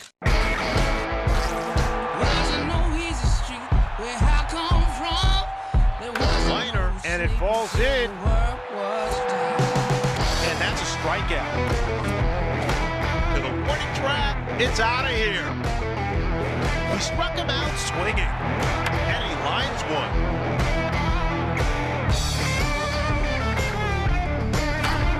It's gone.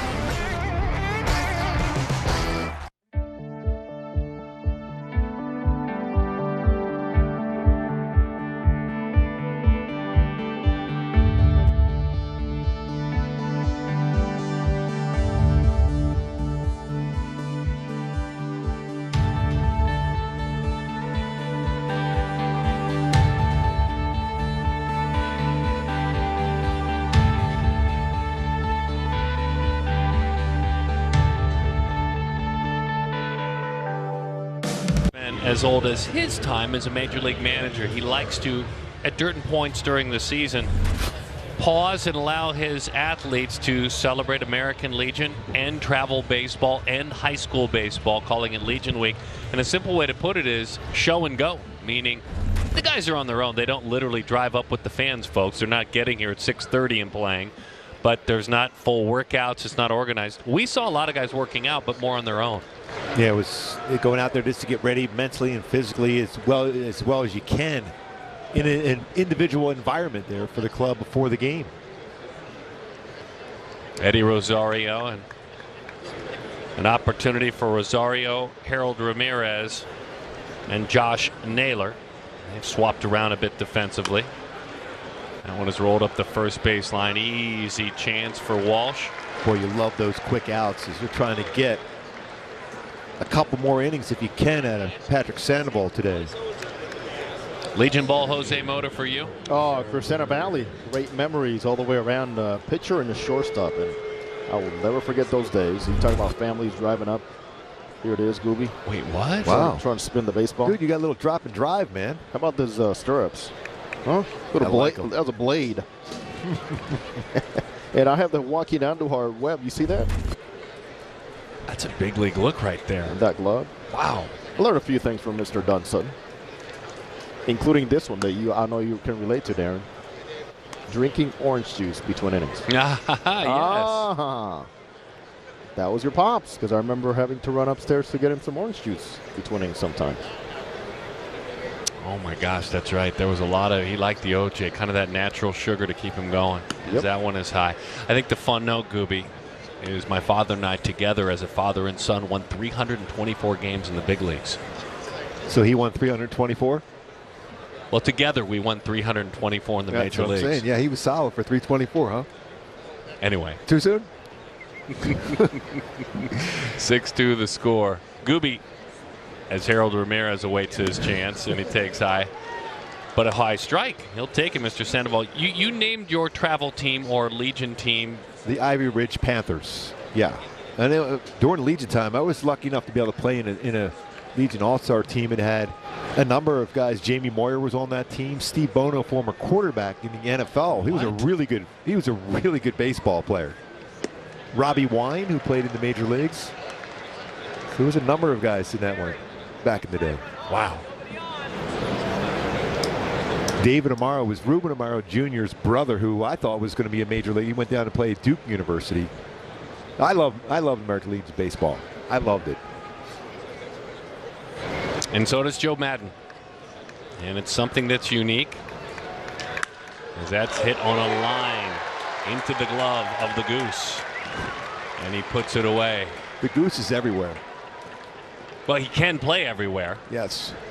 That's kind of Legion-esque, right? Hey, grab a glove, go out. Where do you want me? Just go fill a spot. Yeah, you don't necessarily always have a certain position. If you're ready to play that day, you might be playing anywhere. First base, shortstop, outfield. As long as they don't say, hey, any way you can catch. That was always like, no, tap the brakes. There's only certain guys can catch, and that's an incredible person to be able to get behind the plate and deal with us throwing baseballs in the dirt. I mean, you and me, Darren. Because I know you like to bounce that break a ball on occasion. I did. What about your experiences in Legion?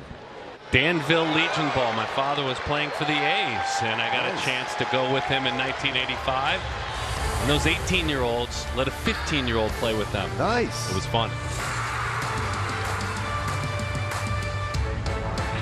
Mike Trout. People know he's one of the greatest players this game's ever seen. Meet Mike Trout. Can run. He's watching MLB Network. He's one of the nicest people you're ever going to meet. Because that's what baseball fans do. And he's also got tremendous show hair with his hat off.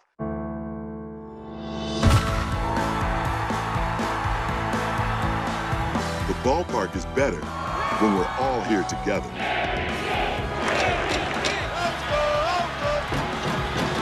COVID-19 vaccines are safe and effective.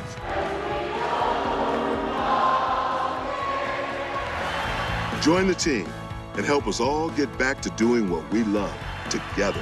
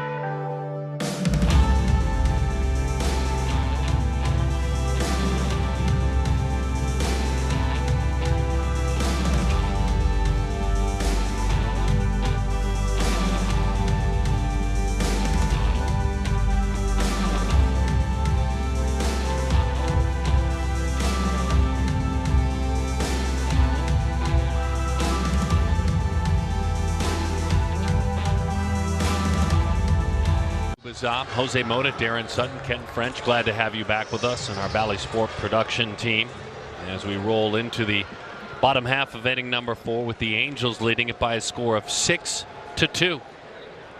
A 5-run second inning, the story in this game. Taylor Ward with Shohei Ohtani waiting in the on-deck circle. 1-0 the count to Ward. Walked and scored back in the second inning. struck out in the first.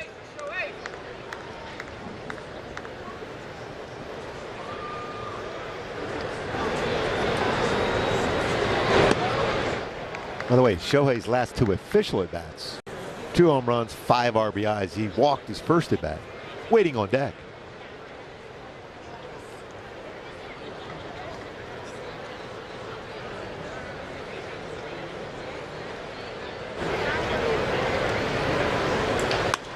Breaking ball off the end of the bat. Hernandez eases back in shallow right field, makes the play for out number 1. Shohei Ohtani coming to the plate. Let's take a look at where that pitch was. Location to the ground and how high it was above the strike zone. 4.19 feet.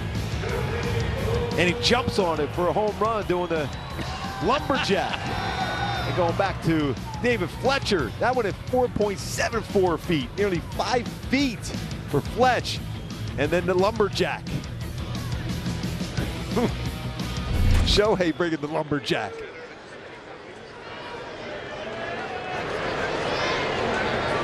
Boy, one of the highest pitches that anyone has turned into a home run. If you read the bottom of that note, 11th highest pitch anyone has homered since 2015 in the StatCast era.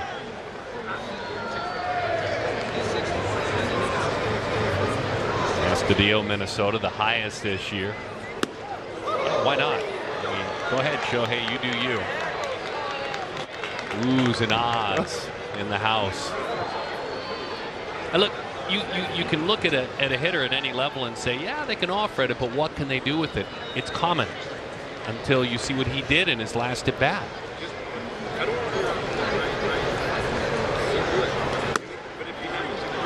'97 back upstairs again. Mark Trumbo, by the way, is 2 of the top 10 as far as home runs, about how high they were. We know Trumbo had that great power upstairs.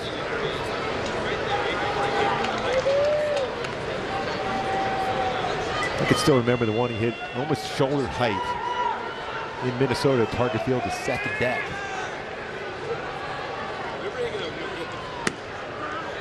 The wraparound breaking ball never got to the outside corner. 3 balls and 1 strike to count on Ohtani. And as much fun it is to see him hit home runs, his eye has been better. He's been tracking pitches well. Picked up a walk. His first at bat and scored. 2-run score for Shohei. I want to know if he did. He did not. So 2 walks in a game. Again, folks, coming in, Shohei Ohtani, 6 walks all year. That's tough to do. Yes. That was a pretty nasty breaking ball. How he was able to hold up on that. That's how strong he is. When you look at his shoulders, he is strong.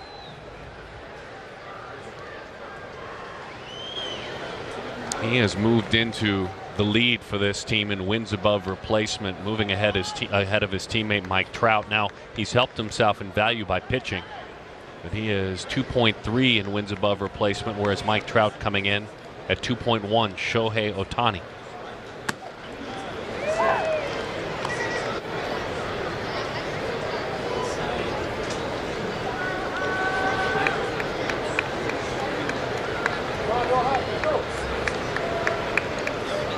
Rojas in the hole, 0-1. Checking in on Shohei. 6 stolen bases in 8 attempts. Stephen has not allowed a stolen base or an attempt against him to this point.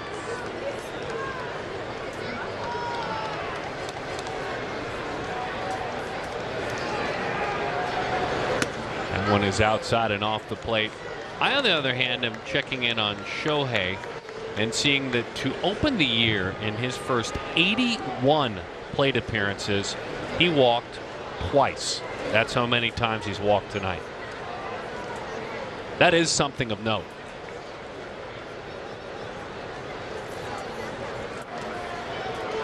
In his career, which is stacking up to be a unique one at best, just a unique, impactful career. It's the second time he's walked twice and homered in the same game. Something tells me that'll happen again. Back in 2019 in May, the last time he did that.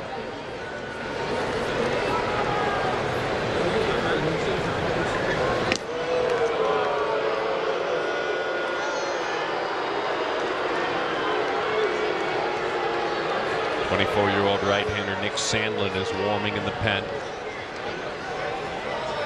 Southern Miss alum getting hot out there, so we'll see if we see Nick. 1-1 the count. Rushed it to the plate, 2-1. And for Shohei, if you're thinking about going to try to pick certain counts where you might get the right pitch to go on. 2-1 count. Stefan's thrown a lot of fastballs here, so not the perfect pitch. With 1-2 count, you had a better shot trying to steal a base.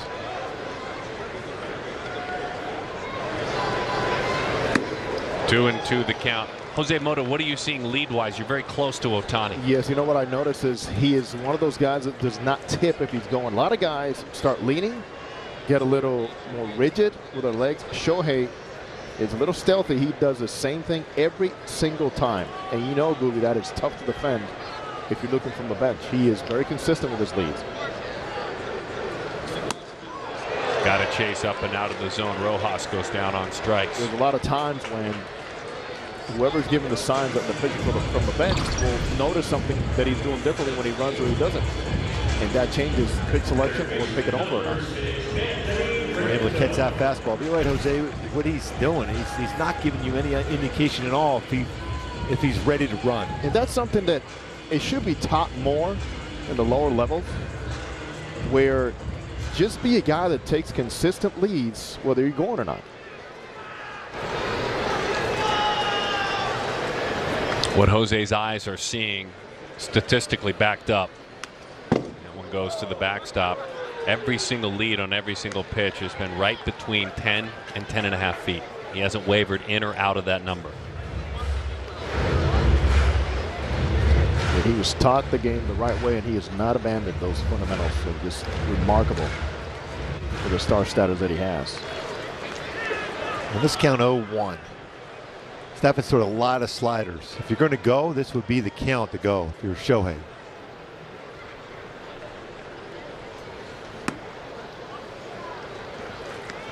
Of all the people who taught him, I'd like to spend some time, and I may need Ippei, but I'd like to spend some time with the man who taught him how to hit a pitch at his helmet into the seats. I'd like to meet that man. Especially a fastball like that. Might be Fletch. You can talk in English to, or Italian to Fletch. Paying a lot of attention to Shohei Ohtani at first base. You think about it, he still has not had to dive back, which means it might be still a half a step extra in that lead.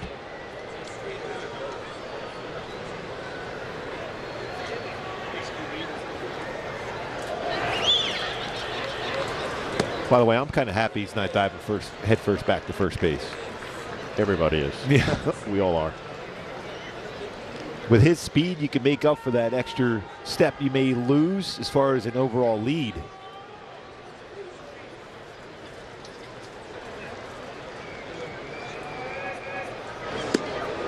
Throws him.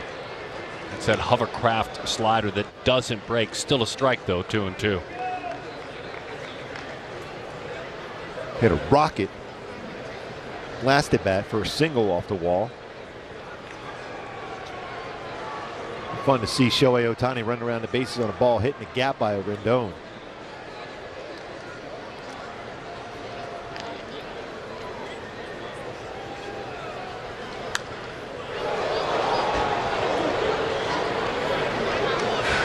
Such a professional spoil that time. The simple things within the game. An elite fastball at 96 miles an hour.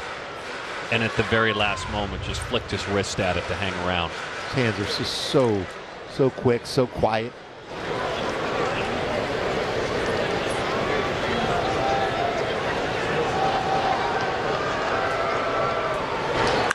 Hit on the line into left center field. Ohtani's on the move. All the way to third quickly. Butterfield stops him. It seemed like 3 strides and he was on his way to third, touching second, and that was a bolt off the bat of Rendon. Just looking at Brian Butterfield as he was drifted down the line. He was going to see if there was any kind of a bobble, even a little bit of a stumble by Rosario out in left center, and he was going to send him because Shohei was cruising. Another good swing from Rendon. That's back-to-back swings. Boy, his stride, how he cuts the angle down. He's picking up Brian Butterfield, who noticed slow down right at third base. Good decision because that baseball was into the cutoff man as he's touching the bag. Especially when you got Jarrett Walsh coming up to the plate. What a wonderful replay we just saw. That first replay with his eyes on the baseball. That head slightly turned, the jaw right out toward the pitcher, and those eyes wide open on the baseball. What a great shot that was of a pure hitter.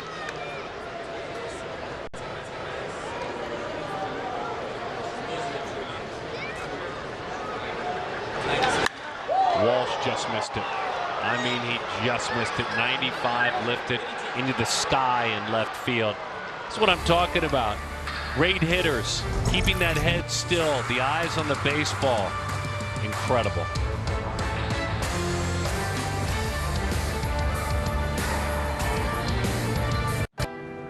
For 25 years, Nice throw. Major League Baseball and the Boys and Girls Clubs of America That's beautiful. have teamed up to guide kids through the first tries, It's all good, Aaron. the curveballs, There you go. and the big dreams, setting them up to make great plays on and off the field. Celebrating 25 years of building brighter futures together. Mike Trout. People know he's one of the greatest players this game's ever seen. Meet Mike Trout. Can run. He's field, watching hit, MLB and Network throw. He's one of the nicest people you're ever going to meet. because that's what baseball fans do. And he's also got tremendous show hair with his hat off. Mr. Smoltz, at MLB Network, you've done color commentary, game analysis, and demos. How do you juggle so many roles? It just comes naturally, I guess. The analyst of MLB Tonight, answering baseball's toughest questions.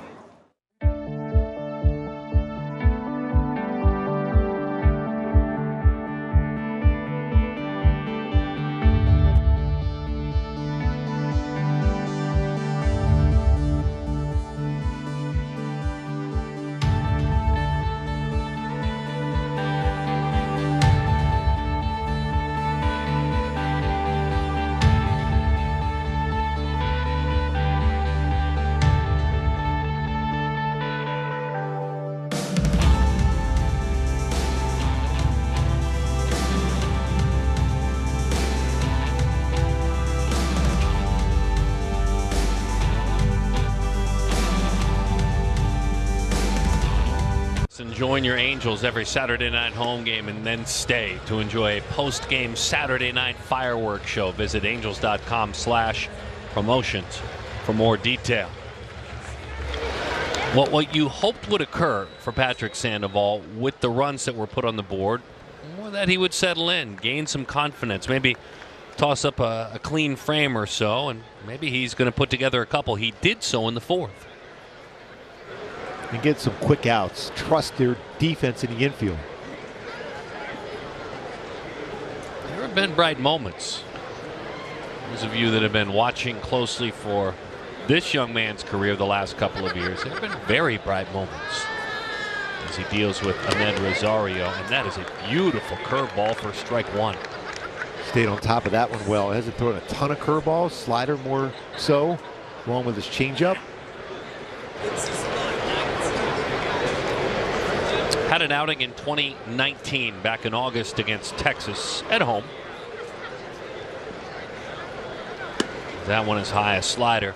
He went 5, gave up 1 hit in that outing, and struck out 9 against Texas in this ballpark. You may remember, I know fans may remember. 9 strikeouts in 5 innings. Always like the stuff. Sometimes, as a young pitcher, you got to start believing and trusting your stuff. Lined into left field. Left the changeup out over the plate. Rosario ends that string of 4 in a row, sat down by the left-hander Patrick Sandoval. Last year against that same Texas team on the road, he went 6, gave up 2 runs and struck out 4. That was his finest start of 2020. This is more of a conversation. Just remember, stay focused. Think ground ball out, but also to get the bullpen moving.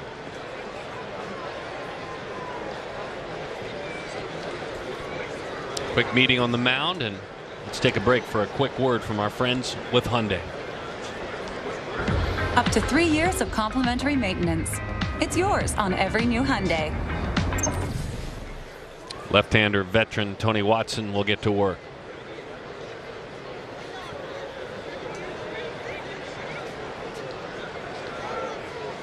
Not crazy though, right? It's not crazy to think, okay, settle it down. There's nobody out, but if you can get I mean, to ask for 2 more full innings is not a crazy thing. No.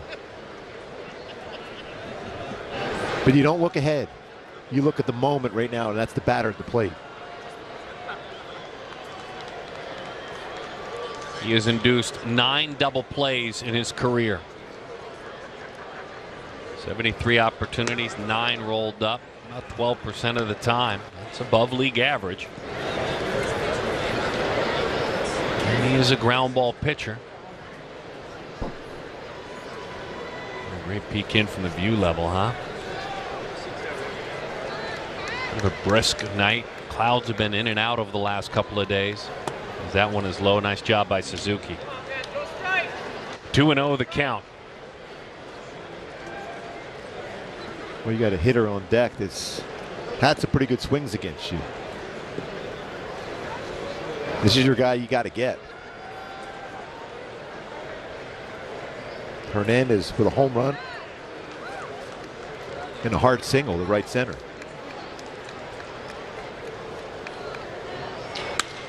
Bouncing ball on a backhand, underhanded flip, nothing to get there. Good effort by Iglesias. He was running away from that second base bag. And so single in the 8 and 9 slots here in the 5th. Almost an incredible play as Gossins is trying to be a first baseman this stretch and get that out. You're not going to get a double play. All you're trying to do is get the force out.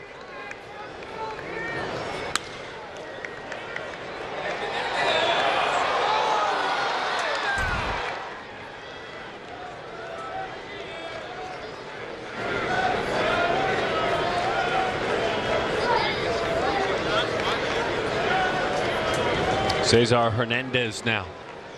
Yep, you could tell Suzuki with the deliberate nature. Madden comes to the top step.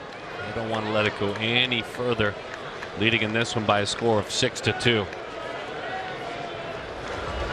Joe makes his walk to the mound. One lefty will give way to another. Sandoval was hoping to pitch deeper into this game, unable to do so. 6-2. Carlos, where did your signature term placata come from? Placata is just an expression my brothers and I used when we were kids. It means good, solid contact, usually resulting in a home run. Placata! The analyst of MLB Tonight, answering baseball's toughest questions. Hey, Uncle Dan. Zach, go ahead. So, what's your approach after a bad show? A bad show? You think I had a bad show? Well, you flubbed 2 lines in the intro segment. How did you feel about that? How did I feel? Next question. Okay. What was on your mind when? What was on my mind? Boy, I hope my nephew Zach doesn't ask any dumb questions. The analyst of MLB Tonight, answering baseball's toughest questions. Only on MLB Network.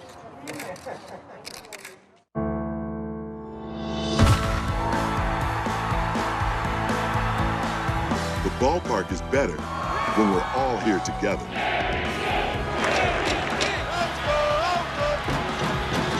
COVID-19 vaccines are safe and effective.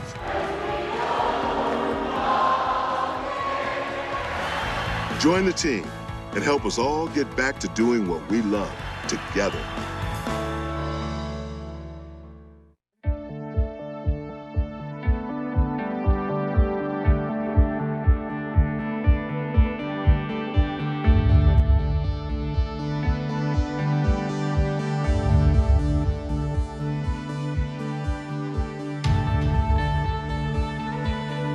Valley Sports is brought to you by Hyundai. See your Southern California dealer today, because the longer you look at a new Hyundai, the more there is to like. By Jack in the Box. Go classic, spicy, or go both with the new $5.99 50-50 popcorn chicken with ranch. Only at Jack in the Box. And by your Southern California Chevy dealers. If you haven't taken that walk and remembered those names when you come to the yard, do it. One of the best Still had so many things that he did, and we lost him about 7 years ago. Jim Fregosi in 1989, Angels Hall of Famer, as a leader of this organization and as a great player. Saw a number of fans today with Jim Fregosi jerseys on coming into the ballpark today. That's how popular he was as an Angel. 6-time All-Star shortstop, Gold Glove winner in '67. Also managed their first playoff appearance in 1979. Yes, we can. Yes, we can. In the 60s, when there was an All-Star game and there was an Angel that was to be there, it was him every single year, representing the Halos in the All-Star game. The veteran Watson, on this recent road trip, finally touched, and I mean barely touched, but he has been so strong. When he's right, it's down, and it's a ground ball. You saw the whip, it's below 1. So the base is very, very clear. To be clear, though, Hernandez has scalded the ball twice tonight. Sees a change. That's a great arm action on the changeup. It seems to be a little bit of his kryptonite. I was thinking of Sandoval. Should he stay in, stick with that changeup. Yeah, but when you have two swings like that, this is a very important game. You can't let it get away. You want to give your starter a chance to pick up a W, but this game is so important. Certainly agreed. I was just thinking if in fact he did see him. Now, if he got him out a couple times, yeah. There was two really good swings against him. And I thought Patrick threw the ball well. And I like the fact he's not happy about coming out of the game. That's what you want to see from your starter. He's still focused on, I want to be out there. I like that from Patrick Sandoval. I like that a lot.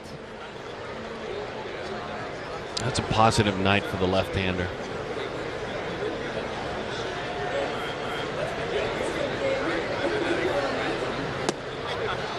Rare to see, and you saw the walk totals, how low they are and how infrequently they occur. Rare to see him even fall behind 3-1.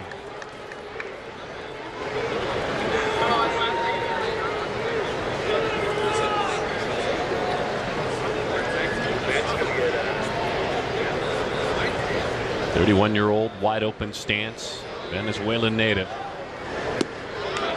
Doesn't like that changeup. Yeah, twice he's got him to go after that changeup. You go back to it 3-2. Yes. I think you got trust in it. Yes. What about those runners out there? You got a catcher, you got a shortstop, you got a ground ball pitcher. Well, they stay put. That is strike 3. And he knew it. Looked like maybe, as we took a look at it, might have been just a little bit off the plate, but not much. Is he thinking the same thing we were thinking? Yep. Pitched him backwards, went 92, fastball, got the call.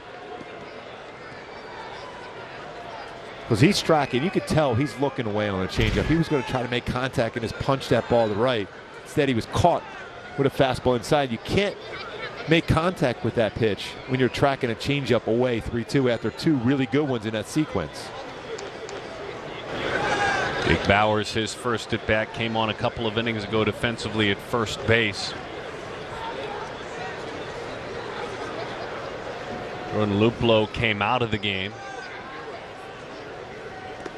Into the dirt it goes. Nice job. Steve Cishek is warming for the Angels. Bauer's a local product.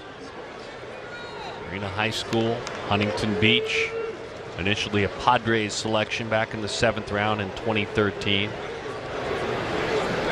He's 3 for 10 versus lefties this year.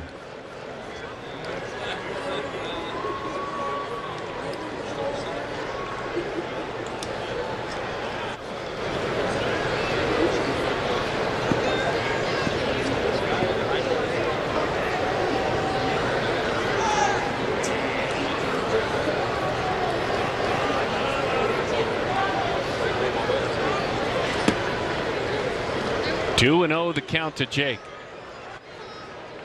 Tony's fighting himself a little bit tonight. He has truly spoiled us this year.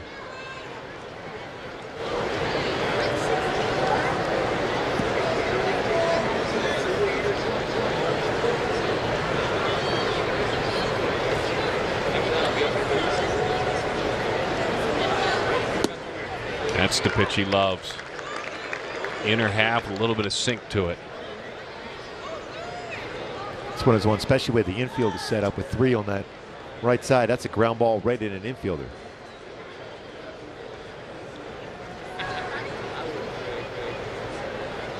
He'll be 36 years old at the end of this month. Back in there, left on left, changeup. It was nowhere near the plate. It's one of those ones you just pray as a hitter you don't make contact.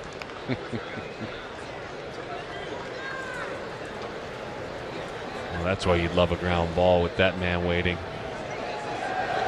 Yeah, you want him to lead off next inning.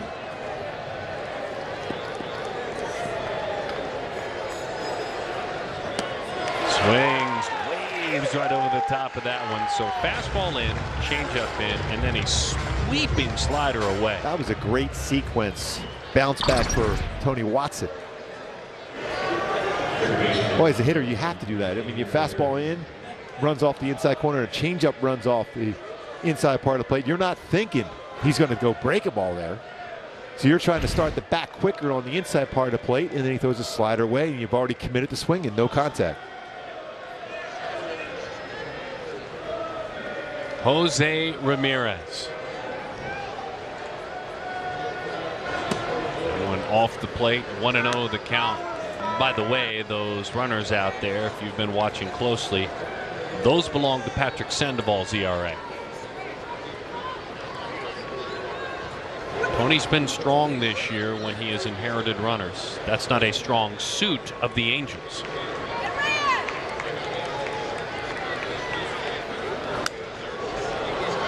One and one. What does he get a good swing at the plate?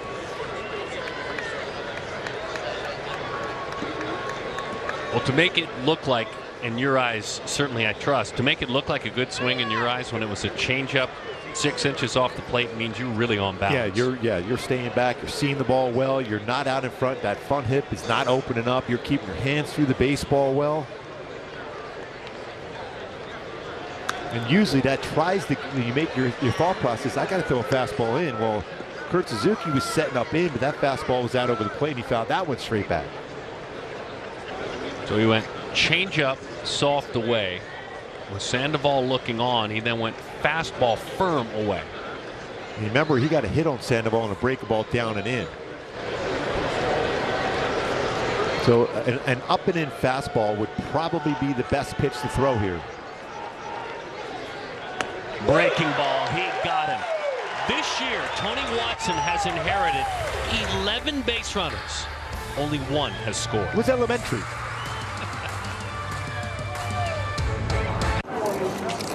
Hey, Uncle Dan. Zach, go ahead. So, what's your approach after a bad show? A bad show? You think I had a bad show? Well, you flubbed 2 lines in the intro segment. How did you feel about that? How did I feel? Next question. Okay. What was on your mind when? What was on my mind? Boy, I hope my nephew Zach doesn't ask any dumb questions. The analyst of MLB Tonight, answering baseball's toughest questions. Only on MLB Network. How the Angels got here with all the moves they made. They have Meet Justin Upton. He's watching MLB Network. Again, the lineup got deeper. Because that's what baseball fans do. They're deep. They're deep.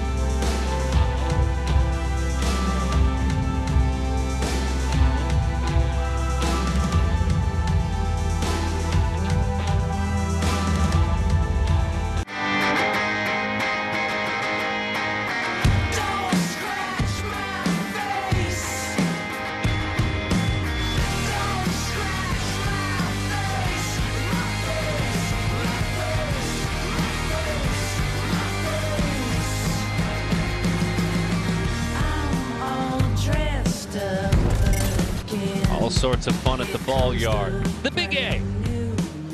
Jose Mota, Mark Gubazah, Ken French, Darren Sutton. Glad to have you with us. 6-2. The Angels are on top. Bill Gosselin to lead things off. Nick Sandlin, who at Southern Miss was quite an arm, makes his journey to the big leagues. He just got here, folks. This is his first time in the big leagues, and the lean, hard-throwing, low-angled right-hander was a second-round pick in 2018, so that's a pretty quick trip. Still just 24 years old. And boy, if you can get 95 with dive, that's pretty good. I was just going to say, that's not easy to do. Fastball, slider, splitter. 6 1/3 innings, 5 strikeouts this year. There's the slider. And he went around, Gosselin did. Not too fond of that call. Oh, well, good to have Frenchie here today. Pre and post game. Ken French. Dashing Gresser. There's that slider again. Started it off the plate, and now it's gone. Hunter Strickland, new acquisition, warming for what would be his second appearance in as many days for the Halos.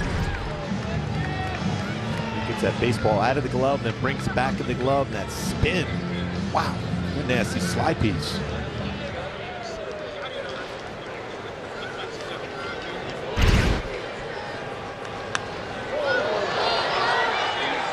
Souvenir down below off the bat of Jose Iglesias.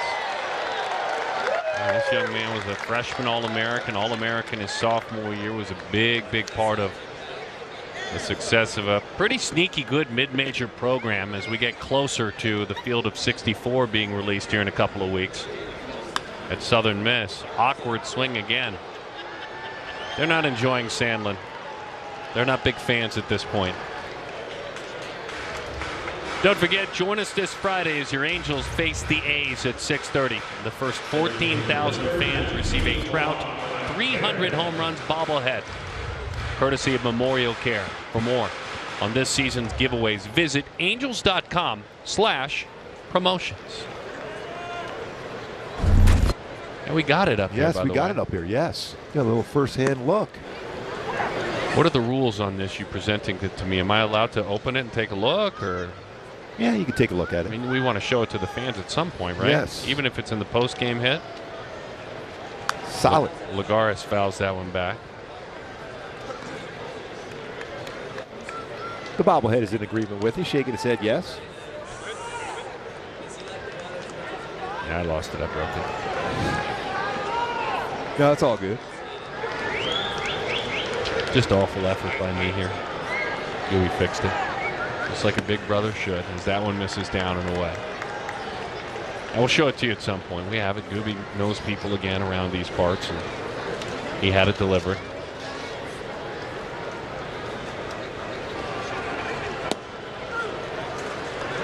They just soon have Nick Sandlin not come around here anymore. My goodness.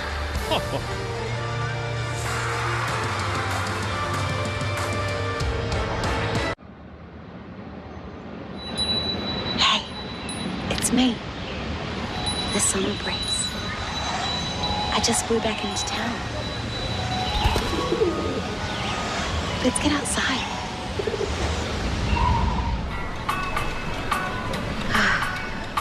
Much better.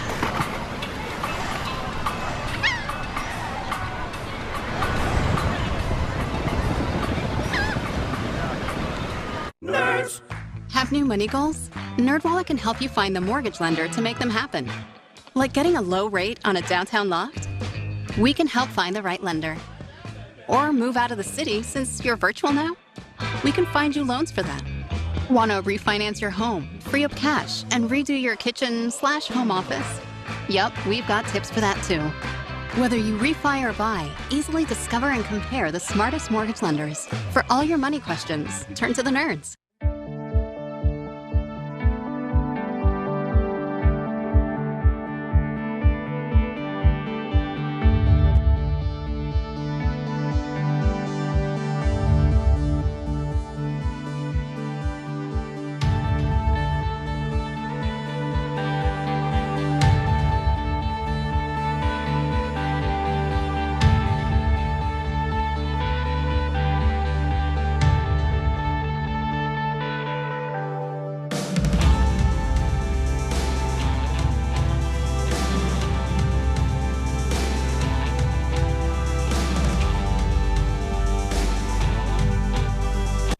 fans, what is your favorite baseball slang, like cheese for a fastball, can of corn for a pop-up? Send your best video responses to Bally Sport West, and we will play some during the game.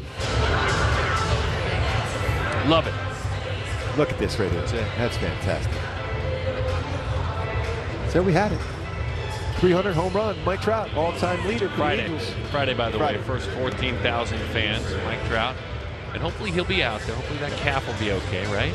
Yeah, it's going to be fun. Trout is going to be fun. Get him back out there as soon as possible. He's in agreement. Yeah, see? He said yes. Yes. Well done by you. Hunter Strickland. Just another great bit by Gooby and Sud. You know, I can't wait for some of those videos for baseball slang words. I've got a lot on Twitter so far, some of their favorites. I got one for you. The Uncle Charlie, too, for a big-time curveball. Yellowhammer for a curveball? Yes. How about tomato can for a subpar player? You've heard that before. I got him, folks. Oh. It's an old-fashioned saying. Franmil Reyes, Eddie Rosario, Harold Ramirez. You are a showstopper.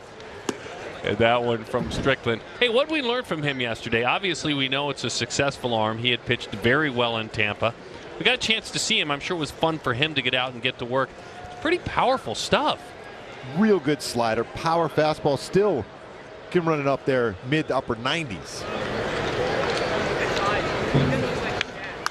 That one is popped foul. It's different, of course, than can of corn, which is an easy play. Might have been a can of corn up there in the stands made a play on it. Maybe, maybe. Bronx cheer. That's kind of a smart alecky clap, you know. Everyone an ovation for a player that, or a team that finally gets a run when they're down 12-0. It's kind of a Bronx cheer, right? Yes. Your inbox must be loaded. I tell you what, I can't wait for Gooby Tuesdays. That's a guaranteed win day too, right? Need to get it rolling again. Just say, need to get it rolling. Heen Dog on the mound tomorrow night for the Halos.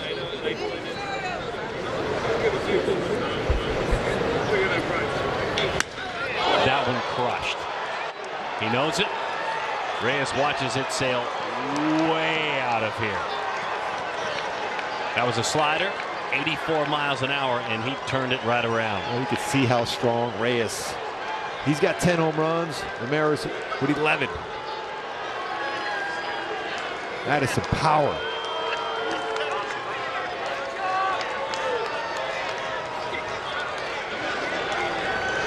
That is a big, strong man. You make a mistake, he's got a chance to hit a long way, and he did. Slider lower third. That balance he gets and the power generated.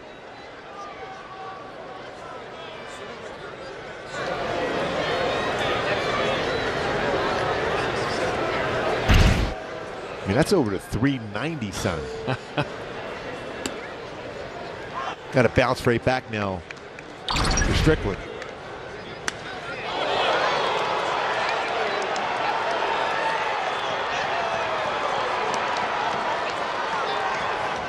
.452 feet. 452 feet with an exit velocity of 112.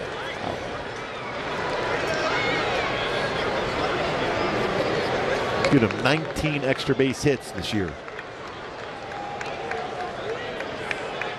Top 50, by the way, hardest hit baseballs this year. Top 40 furthest hit baseballs this year.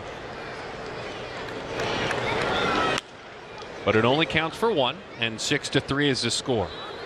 This Cleveland team, batting average, talked about that for the game in the beginning part of this game, 209, but they do have a lot of power. They've got 48 home runs now as a team with 2 tonight. So they're scoring a majority of their runs with the long ball.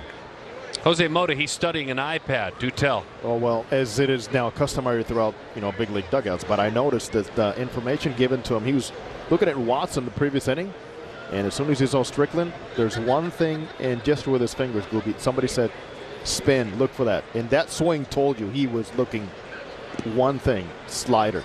Did not miss it.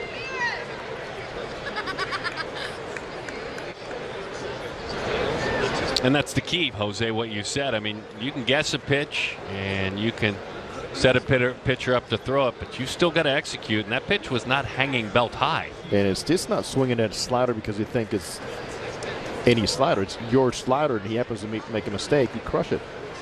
Ty Van Berkeley, or former Angel himself, the hitting coach, providing some very useful information. If that slider's down and away, though, it's a much better pitch. It was middle down. Exactly. But your eyes are trained to see the spin, and then you look at a zone, and if it's there, man, there's no telling with a big man like that what damage he could do. 2,800 the spin rate on that pitch, by the way. Still goes back to, doesn't matter what kind of spin rate you got. If you don't get it to your spot, it's got a chance of being hit hard. He's thrown one since it has almost touched 2,900. Average big league slider at 2459 RPMs. As that one is low.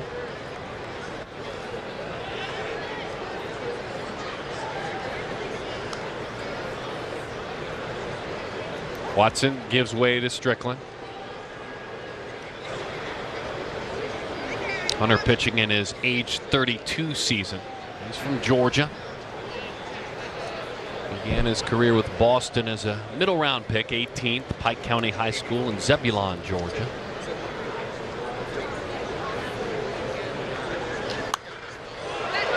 Elevated fastball. I think it'll reach the seats. Let's watch. Yeah, it does. Around the wall. It's played by a fan on the camera.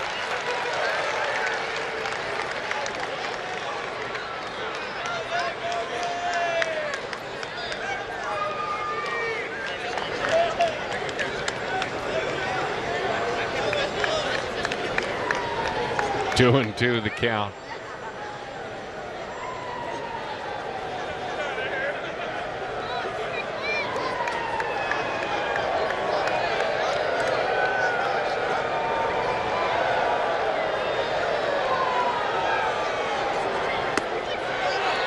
Just off the plate.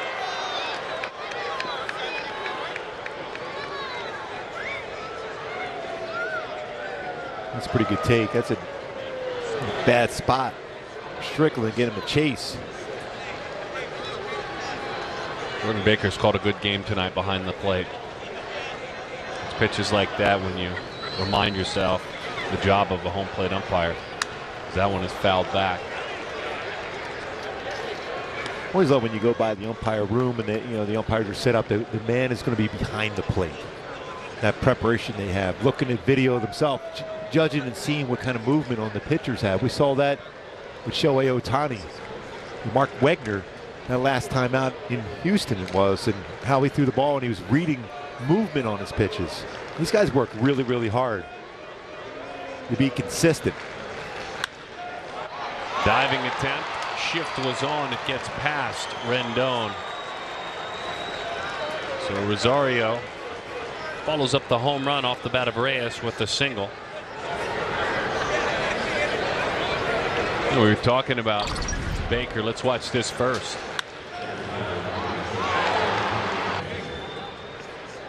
Boy, his hands loading up and staying back. That was a really impressive at bat. Fell behind quickly in the at bat. Didn't chase. Then get that one by Rendon, which is never easy to do.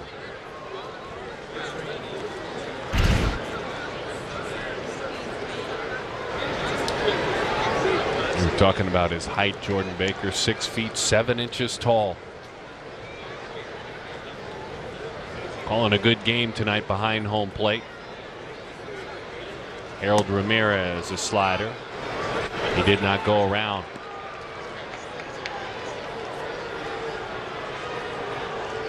Baker started at his craft at 18 years old.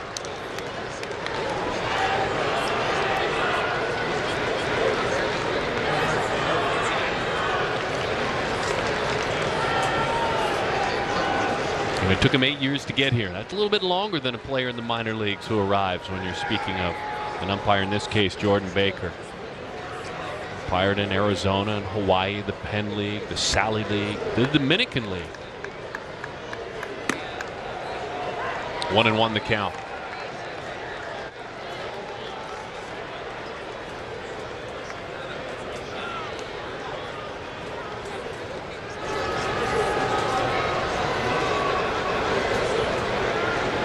And his lovely wife, Dusty Baker. That's right, D-U-S-T-I-E. Wow. Oklahomans.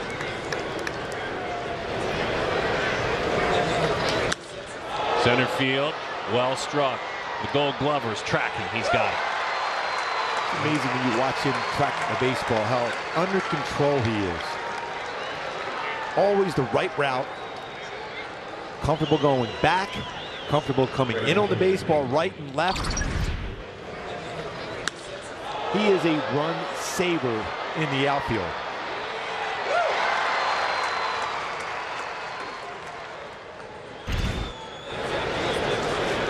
Joe Madden takes the baseball away. Strickland is done. All of the bullpen answered. Cishek is on. Each year, Americans waste $21 billion by overpaying on car insurance. That's why I went to thezebra.com. Because while every company claims to save you money on car insurance, the Zebra shows you who actually can. Compare car insurance for free at thezebra.com today. A lot can happen with a simple tell your story. Get people excited. To get connected, to share, and sell anywhere, and start making a different future. Start different at GoDaddy.com. Mike Trout. People know he's one of the greatest players this game's ever seen. Meet Mike Trout. Can run. He's watching MLB Network. He's one of the nicest people you're ever going to meet. Because that's what baseball fans do. And he's also got tremendous show hair with his hat off.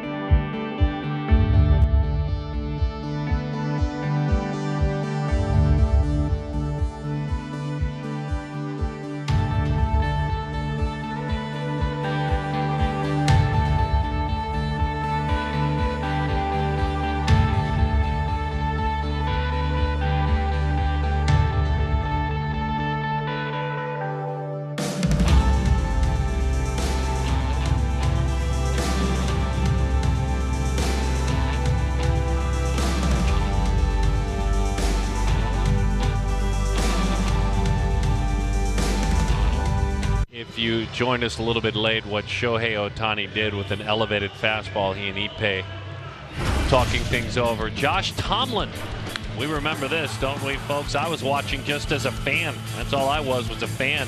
I know you were on the call. I know Jose Mota watched it sail out. First career home run, Jose. Our Carl's Cam replay against Josh Tomlin. Valbuena, Simmons both scored on that one. And it was a fun memory. Off we went. What a moment. This ballpark. Anticipation and the big boy delivering. Steve Cishek goes to work.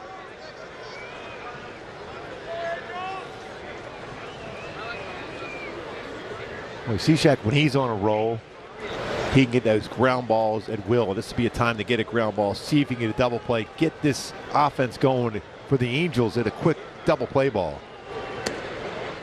Jose, gone are the days when Dave Kingman would bring his 3 bats to the dugout with his helmet with no flaps and sit and watch the game. That's not how DHs like Ohtani prepare between at bats. No, and by the way, Shohei has actually trimmed down the amount of work he does between at bats.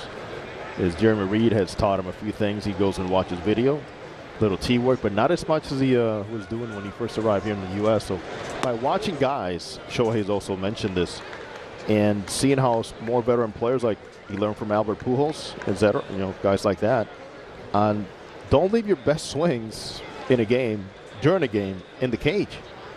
Do just enough to stay sharp, keep your eyes sharp, and come watch the game. Watch the game. 1-1 the count. Josh Naylor as he rolls that one foul. Gooby, how do you recall some of your different teammates throughout your career that earned that role of DH, how they would handle it? Well, I mean, it's really hard to do. It's not an easy thing because a lot of times it's all you're doing is think about your bat. If you're a position player, you have a bad at bat, you can go out in the field and just clear your mind and make a nice defensive play. So as a DH, that's all you're doing is thinking about is swinging the bat. So if you have a tough at bat, it's tough to clear your mind for that very next swing you have. Slow roll, barehanded, no play. That's a very fortunate piece of contact for Naylor. And a smart play by Rendon. Even though you're coming in on the bare hand, you're thinking about making a throw, you have no play. Once this gets by Cishek, it's going to be a hit. And always he's hoping that Rosario goes around the base. That's second. I'll take a chance on saying this, guys. A healthier Rendon makes that play. Full strength in that knee.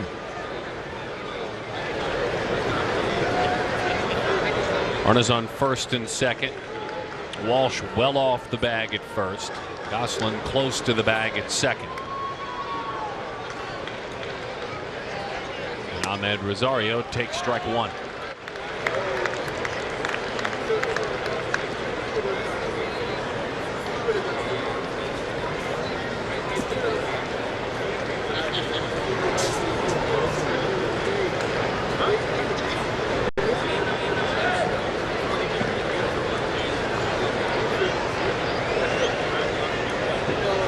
It's a long look in. Trying to go on the right page. It's a big pitch.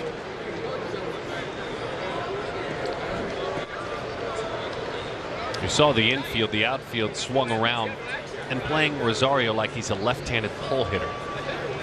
Doris in your shot. By the way, he plays pretty shallow. Not afraid to go back and get the ball toward the track. Outside. Almost like he rushed it on there to throw. Cishek.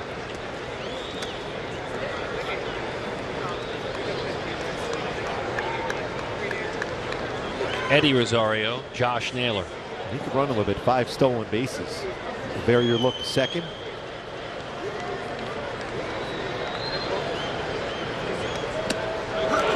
More than slow breaking ball. Such effect at that pitch. He's run a couple fastballs to him. This slow breaking ball. That one is 77 miles per hour slider. Let's see Gosselin sneak in behind Rosario too.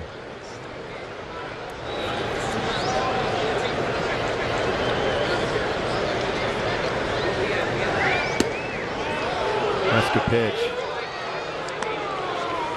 And snuck up on the outside corner. Didn't get the call from the veteran umpire Baker. Setting up in. Anyway, anytime you get a catcher reaching back like that, it's tough to get a call on a borderline pitch, although it's a strike.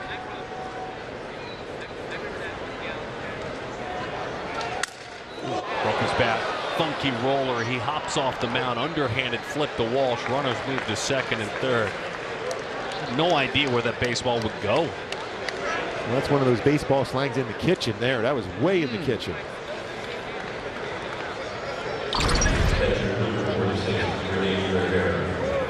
When he's looking away, he runs that one in. That is right on the handle of the bat and shatters it.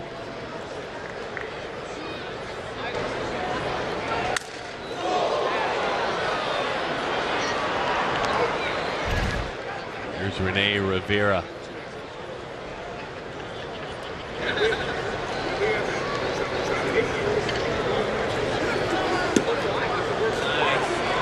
You know, if I'm going to give you a gift for Christmas, and I hope I come up with something good, I may just give you that sound right there, looped over and over of a broken bat, because I know you'd love it.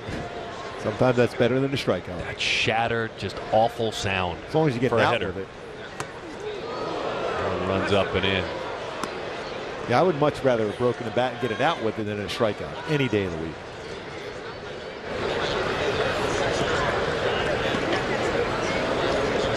Your chances drop pretty dramatically when that happens to your baseball bat.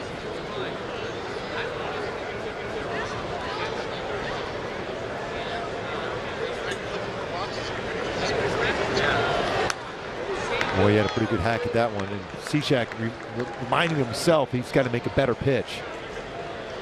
Every once in a while you get away with one. He was tracking out a lower third and he was on it. So see what adjustment Cishek can make on this pitch.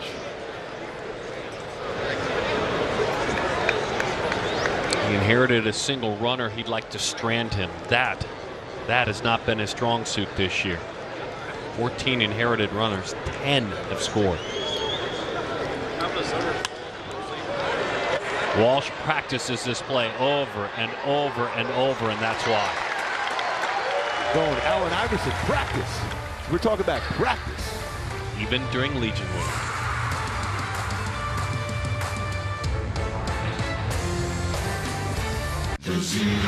This is Jean. Jean drives an invisible car because transparency is really important to her. So she went to the Zebra. We helped her compare the top insurance companies transparently. The Zebra, caring people with policies. A lot can happen with a simple tell your story. Get people excited. To get connected, to share, and sell anywhere, and start making a different future. Start different at GoDaddy.com. Hey Al, I'm just wondering, during the demo on MLB Tonight, what was that meatball you threw? Meatball? I think you're misunderstanding. That was a hitting demonstration, and that's what I was supposed to do. Oh, he go home, baby. Right. I think that ball's still traveling. Any farther, and you need a flight plan for it. Next question. The analyst of MLB Tonight, answering baseball's toughest questions. Only on MLB Network.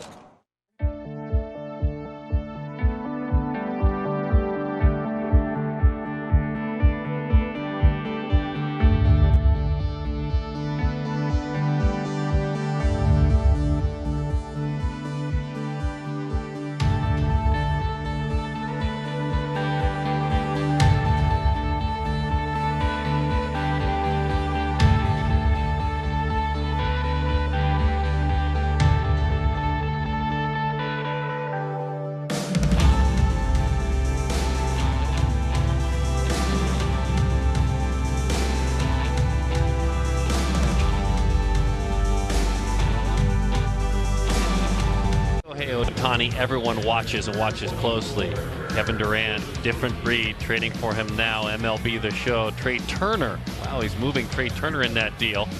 And then, of course, tonight, Gooby, this is what he has done. Look how quick he is to home plate. 3.3 seconds to home before the throw even got across the diamond. Then 105.9 exit velocity going 400 plus. And then he's going first to third. His athleticism for Shohei Ohtani going first, third in less than 7.5 seconds. He is unreal.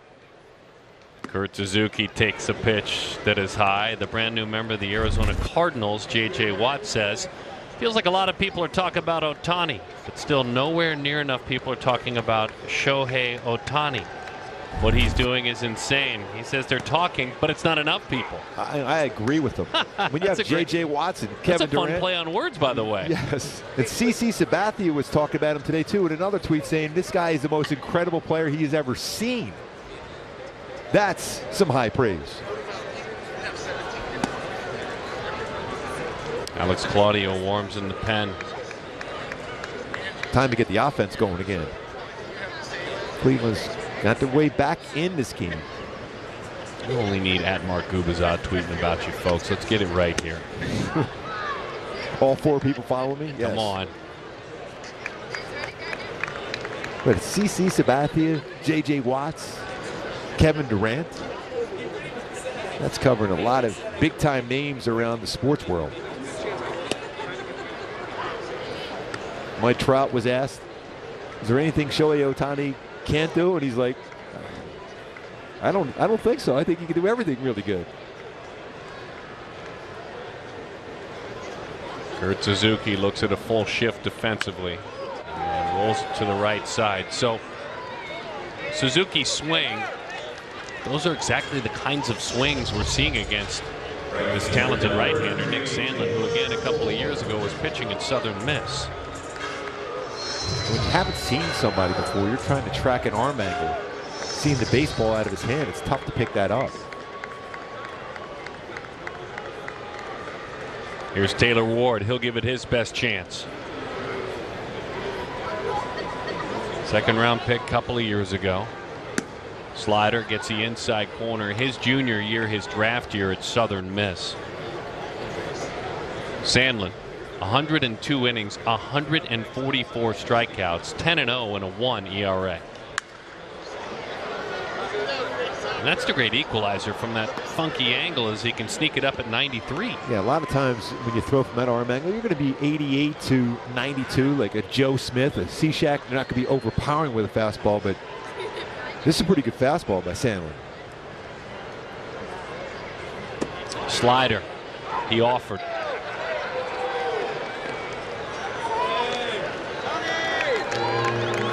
2 outs. This will be a fun matchup now. It looked like he did go on it. Yes, he did cross the plate on a nasty slider. By the way, I saw another pretty cool tweet last night, and we've got to give some props to this one for a picture of Shohei's face on the body of Bo Jackson during the Bo Nose time. How about show nose baseball? Good stuff.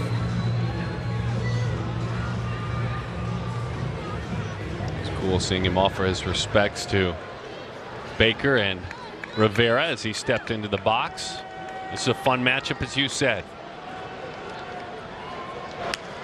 Rockets it over to the Indians dugout, scattering everyone. Ooh, sorry. So polite, too.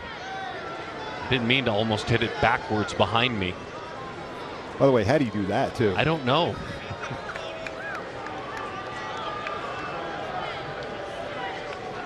Terry Francona scattering the leadership, the brain trust, if you will.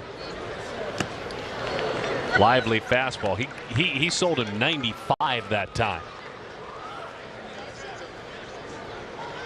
With almost change-up-like movement on it, going down and away. Into the dirt it goes. Quick off Shohei topic just to lift up Sandlin one more time. Could be his spin rate on an earlier slider. 3,068. All right, back to Ohtani.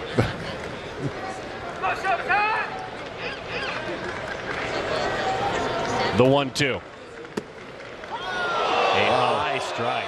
That was above the strike zone. I guess he figures if he's going to swing and hit that out of the ballpark, it must be a strike, but that was well above the strike zone.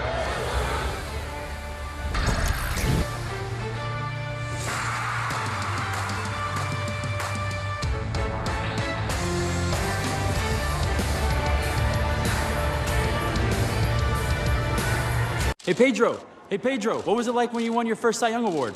Well, I was... What about when you won the pitching Triple Crown? Well, How did you feel when you won a World Series? I was, What's it like to be an 8-time All-Star? The analyst of MLB Tonight, answering baseball's toughest questions. How the Angels got here with all the moves they made. They have Meet Justin Upton.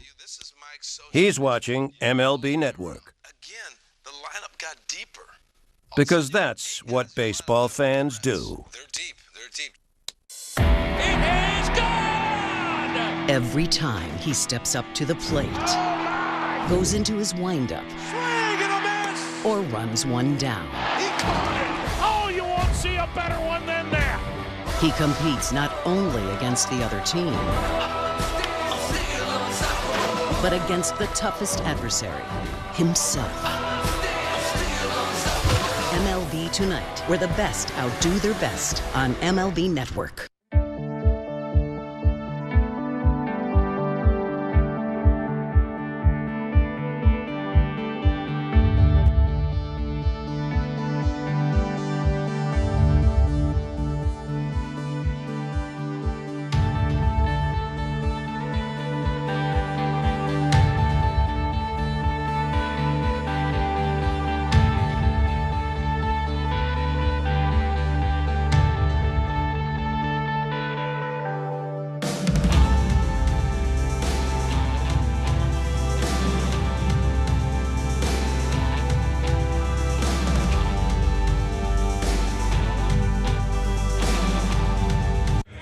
Being set back at the Big A, our T-Mobile coverage camp. Look forward to seeing all of you throughout this upcoming homestand. Until then, we'll take you on a brief tour on a brisk, beautiful Southern California night, and so far so good as the Angels look to Alex Claudio to start counting down outs. That number getting closer. You can start counting at 9. That's how many they have to notch and take it to the house and start making that climb back to 500, then above.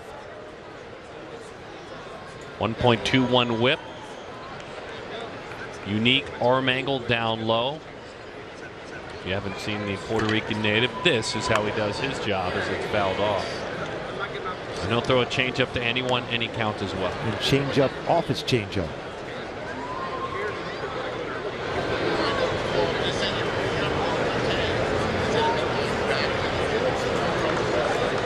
Alex turned 29 this past January. There's that changeup, almost fluttered in like a knuckleball. He was Craig Counsell's best friend for a couple of years, and boy, did Craig love his work back in 2019, putting him to work 83 times.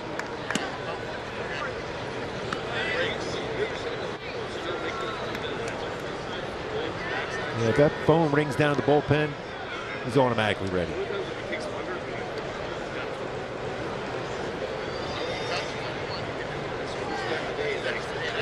Cesar Hernandez takes the inside corner.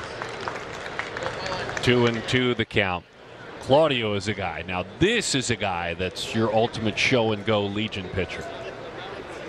Now he fits the bill.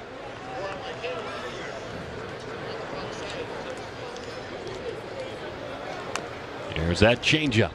Boy, it's so tough to stay back on a 72-mile-an-hour changeup.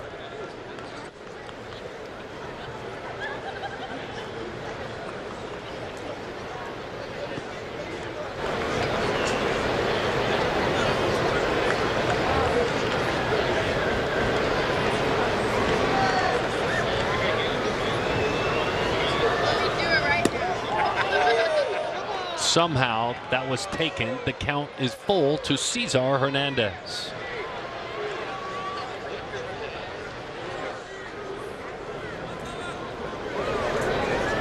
Cesar growing up in Venezuela. Cecita, his nickname. Yeah. He stayed stubborn, didn't he? Yeah, he came right back, but this time he made sure he threw it in the strike zone. Tell you what, if you're Andrew Heaney, you're keeping that in mind against Hernandez, a changeup, because he hits a fastball good. He's hit a couple fastballs hard tonight, but he's had a tough time with a changeup. That's why you sit on the bench and you watch as a pitcher for that next day. Claudio throws a great changeup.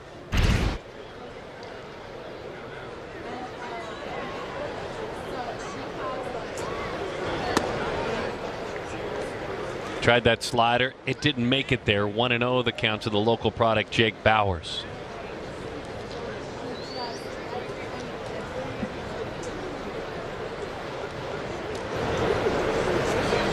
He was a great volleyball player in high school.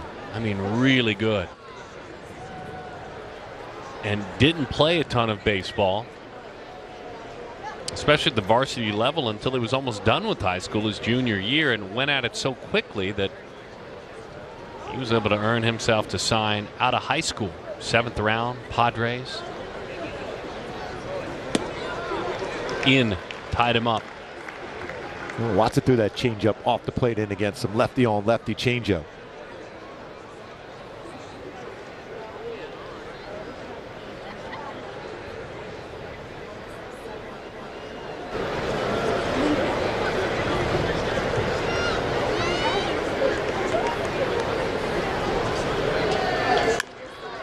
Rolls that one foul, first base line.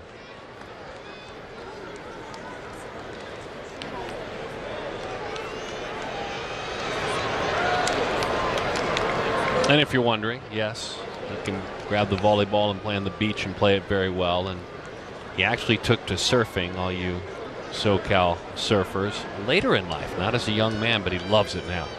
Shh, don't tell Cleveland. On the ground, into center field, base hit.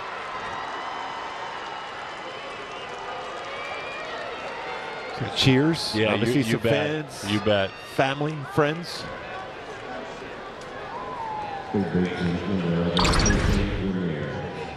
See that change-up grip. It's right back up the middle, just by the glove of Claudio.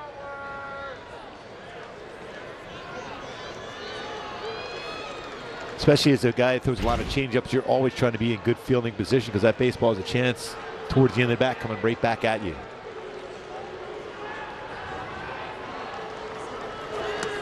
Jose Ramirez takes a sinker low, 1-0 the count.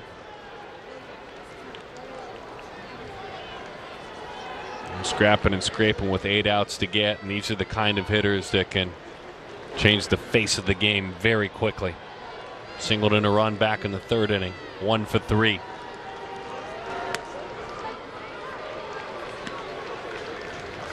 One ball, 1 strike the count.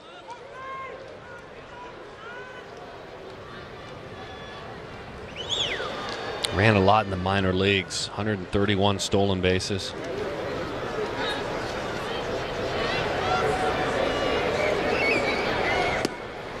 Good fastball.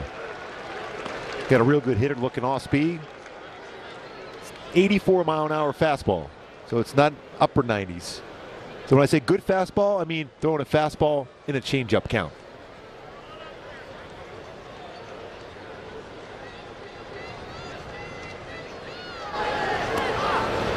That one dies at home plate like a knuckleball style changeup. Claudio getting the leadoff batter in this inning. He hasn't allowed a leadoff runner to reach when facing the leadoff batter this inning all year long. If he comes in to start an inning, it's an out every single time. It's a great pickoff move.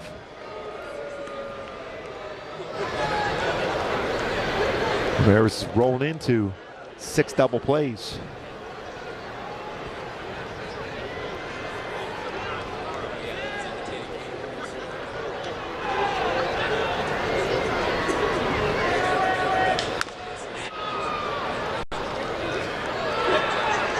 That's why you bring your glove, you bet.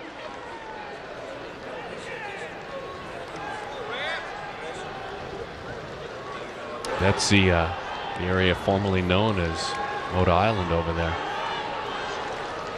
And the fan made it. Jose would be proud of that play, I think.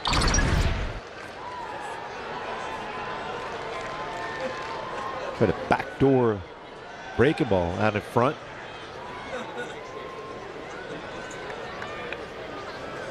That's the type of pitch you will get a ground ball at an infielder to get a double play.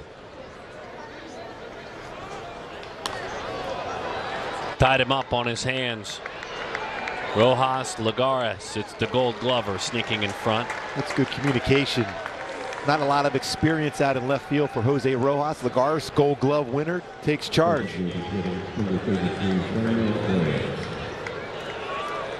Franmil Reyes, last time up, picked on a slider and crushed it. We may see another arm here. Joe's doing some managing tonight. 6-3 the score.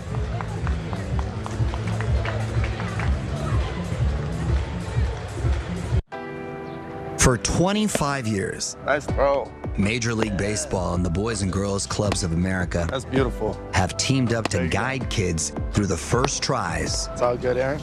the curveballs, There you go. and the big dreams, setting them up to make great plays on and off the field. Celebrating 25 years of building brighter futures together. Hey, Uncle Dan. Zach, go ahead. So, what's your approach after a bad show? A bad show?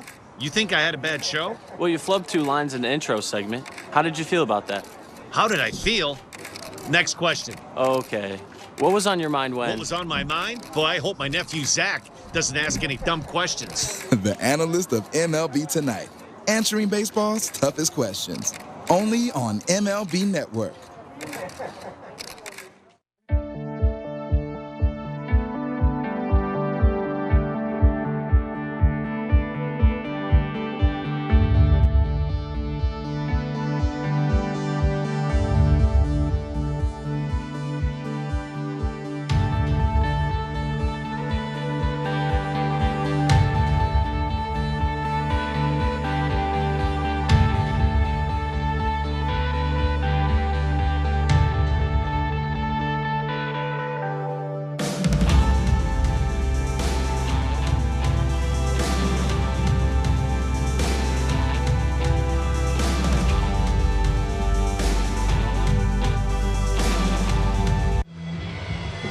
I love the helmet nachos, the dogs here at home. It's a food fight, an MLB food fight presented by MasterCard to determine which ballpark food is the best this year.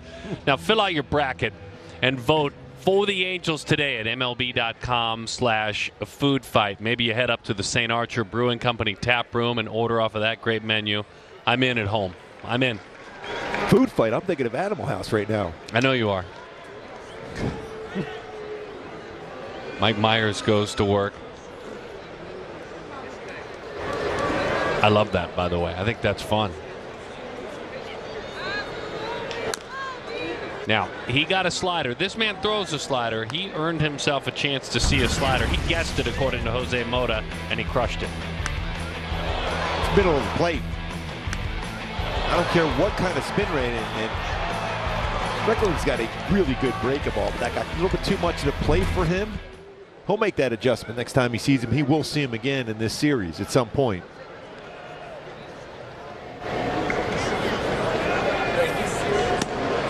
See, that's the slider you want.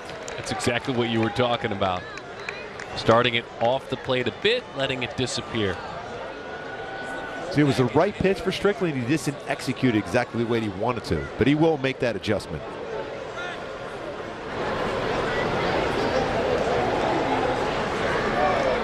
Oh, 2. I love that target where Kurt Suzuki's basically standing up. He's wanting to make sure if you're going to throw a fastball, it's got to be well above the strike zone. Remember, he got a strikeout against him on that high fastball first bat Patrick Sandoval did.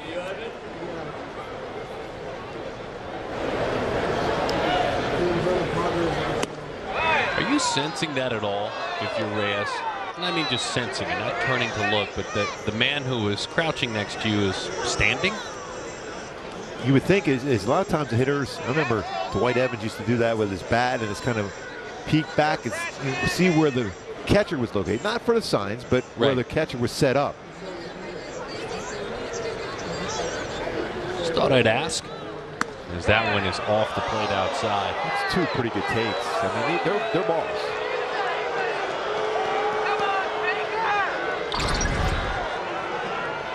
Be able to see right there off the plate. But still with 2 strikes, a lot of times you'll get a swing at it.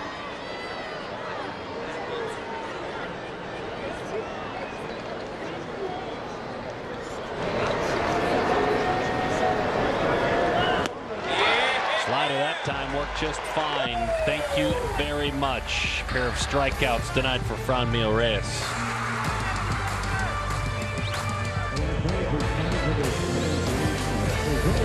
How the Angels got here with all the moves they made. They have Meet Justin Upton. He's watching MLB Network. Again, the lineup got deeper. Because that's what baseball fans do. They're deep. They're deep. Hey, Al, I'm just wondering, during the demo on MLB Tonight, what was that meatball you threw? Meatball? I think you're misunderstanding. That was a hitting demonstration, and that's what I was supposed to do. Oh, he got home, baby. Right. I think that ball's still traveling. Any farther, and you need a flight plan for it. Next question. The analyst of MLB Tonight, answering baseball's toughest questions. Only on MLB Network.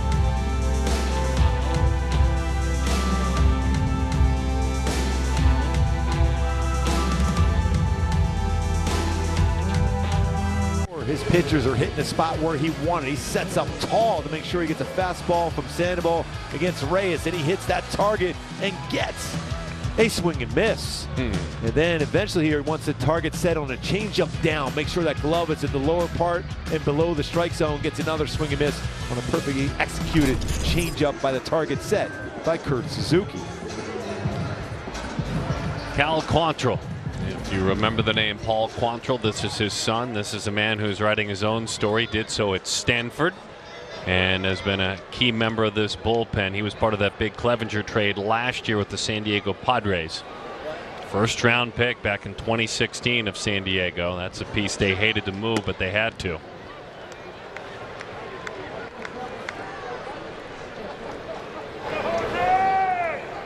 It's great stuff too on the work of Kurt Suzuki, as the count is 1-0, the count on Jose Rojas. Animated leadership for Suzuki behind the plate as that one's fouled off, and Jose invaluable with what he brings defensively. One thing is, Jose Molina has been the biggest influence, and you see guys now go warm up a pitcher, and right next to him is their catching instructor. And just reminders in today was exaggerate those targets to help our young guy and our veteran guys miss in certain spots. Base hit Rojas, right field.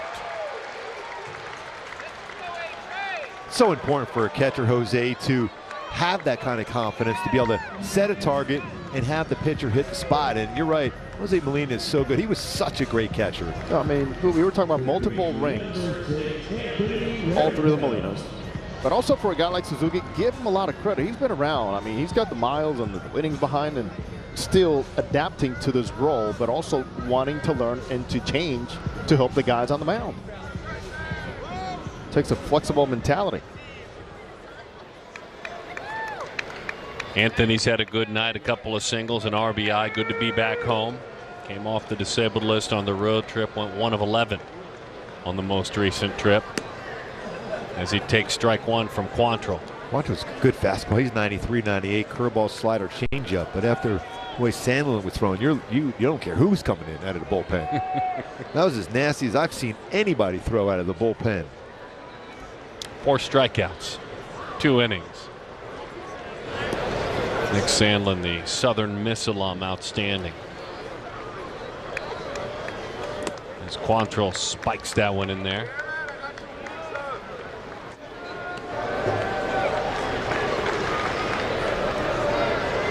And when you're pitching in Stanford back in 14, 15, and 16, it's the end of the run for Mark Marquis before Dave Esker made the move from Cal over to Stanford. Legendary coach. They just called him 9 in Palo Alto. Popped it up. Still tracking. Rosario still going. It's in there. Nice read by Jose Rojas. He knows that there's a good chance of falling in, so he made sure he got closer to second so there'd be no force out. This will be on Gooby Tuesday's Texas Leaguer. That certainly will be a part of it. The Texan had a Texas Leaguer. Yeah, I've seen that a few times already on social media.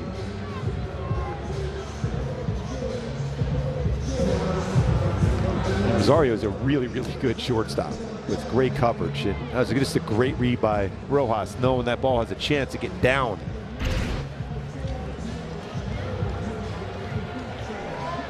So the 26-year-old right-hander now deals with Jared Walsh. Walsh flied to left, popped to the third baseman, and singled as well back in the second inning.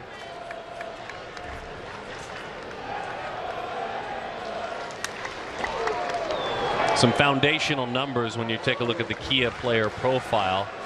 They need him, and certainly they've made decisions based upon that fact. You can see who he is when the team is victorious and how much this team needs him. That's the second biggest difference in the game.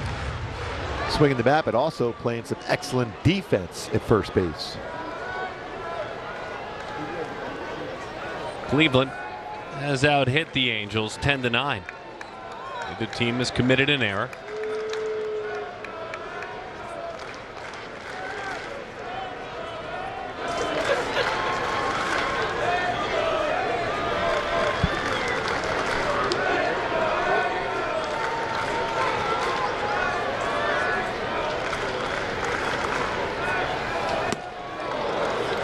Got him to chase a slider.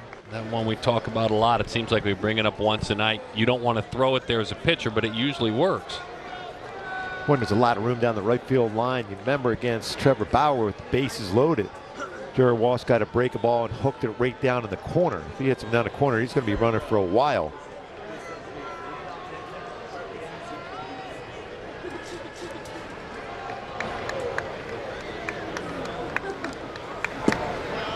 Good take. Very good take.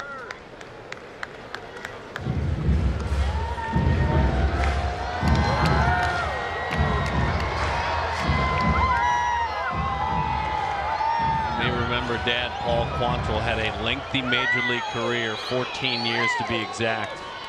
Appeared in the end in a ton of games, almost 900 in the major leagues. A lot of them for Toronto, but was a Yankee and was a Philly. It's another Canadian playing Major League Baseball.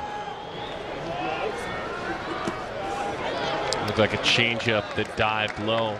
That's Quantrill on the mound. Naylor out in right field.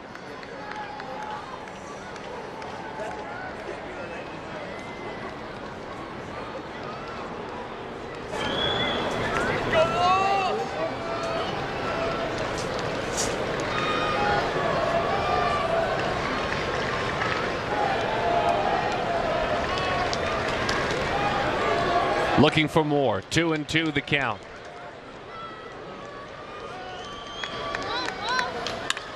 He belts it. There's the corner you were talking about. Let's watch them run together. They'll stop Rendon. Rojas scores easily. He hit it exactly as predicted into that corner at 7-3. And it was a break a ball just like against Bauer. Break a ball against Quantrill. Went right down the line, dropped the barrel of the bat. And another extra base hit for Walsh. His 9th double. Stays back on that one well. How he keeps that head down and eyes on the baseball and rockets it to right field. Again, maybe 2 RBIs with the full strength Rendon. Maybe. Don't want to take a chance. No. Got to keep him in the lineup. Got to keep him in the lineup. And all the people said amen to that statement. Here's Phil Gosselin. What's that break a ball upstairs again? Yeah, buddy. What happens? Why does it end up like that? Well, you get around, your wrist gets a little bit flatter, so it stays. It's more of a cement mixer type of break to it. We can use that for baseball slang too tomorrow. Good call. But you get around the baseball instead of on top. Slider dent. Generally, it's going to be a sharp break to it. That's when you get underneath the baseball just enough. It's flatter spin, but it stays upstairs. Tough to hit though. And as we talked about earlier, if you throw too many of those over and over and over, you become a tomato can. But that pitch, if it just drifts down just enough in the strike zone, that's the ball that you'll see like somebody like Reyes hit a long, long way. That's the baseball that's hit the farthest. So it's breaking balls, sliders that stay middle of the plate. The 1-1. 95 in. 2-1 the count. Hits are now even at 10.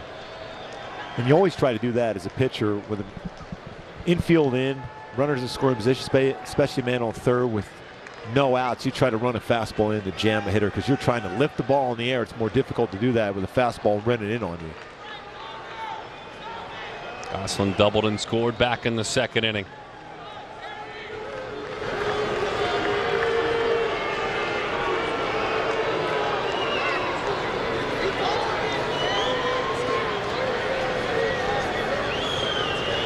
The Indians are working off similar pitching grids as the Angels, as Quantrill flashes a 1 to his catcher. Oh, even change up in.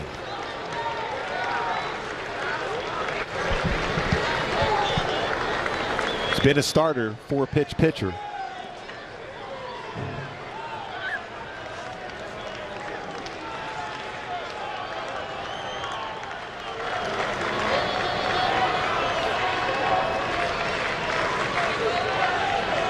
Virginia alum with a chance for a couple of RBIs. Gosselin grounds it out towards short. Rendon heads on back to the bag. Rosario turns it into an out. Ahmed Rosario. Yeah, but a contact play on with the infield in, it's a good decision not to go. You're not going to go on contact with no outs. One out, you might think about it. Also, you might want to think when you're 100% healthy as Anthony Rendon, but not with no outs at that point. You still, now the contact play more than likely on. And also, Iglesias really aggressive on the first pitch, so he's looking to get something in the air.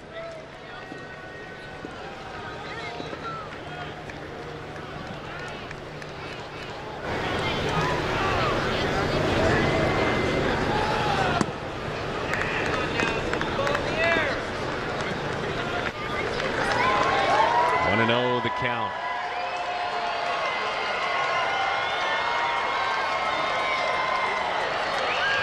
Probably a little bit surprised by Jose Iglesias' choice of walk-up songs a moment ago. Ooh, REM. Like it. Losing My Religion.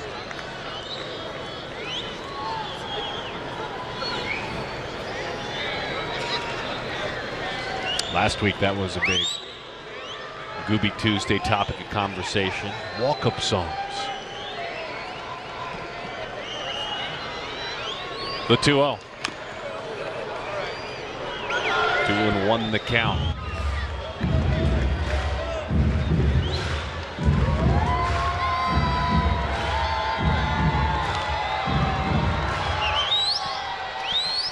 Pretty young man out there, Iglesias, being aware of REM.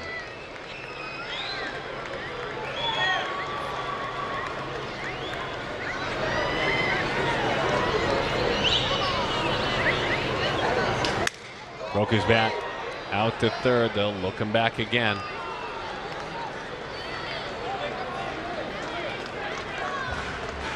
Two outs. Pretty good running action to be able to get that ground ball at an infield. So 2 ground ball outs in a row for Quantrill.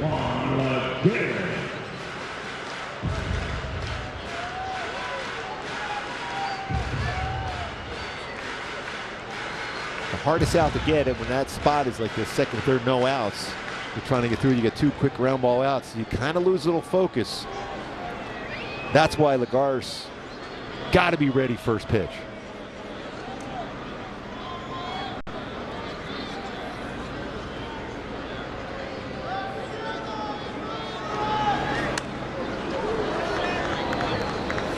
Tied him up with a firm fastball inside. 0-1 the count to 1. Like what he was thinking. Sometimes you'll just have that letdown, mental letdown after getting 2 quick outs. No runs have come across. So you're ready to go. First pitch. That was a good running fastball. Like I said, 95.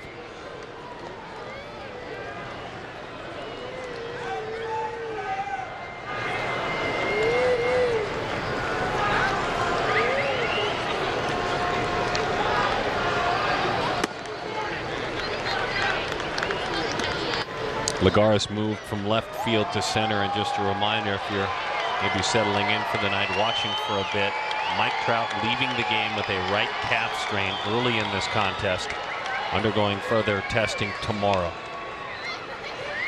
Right calf strain for Mike Trout.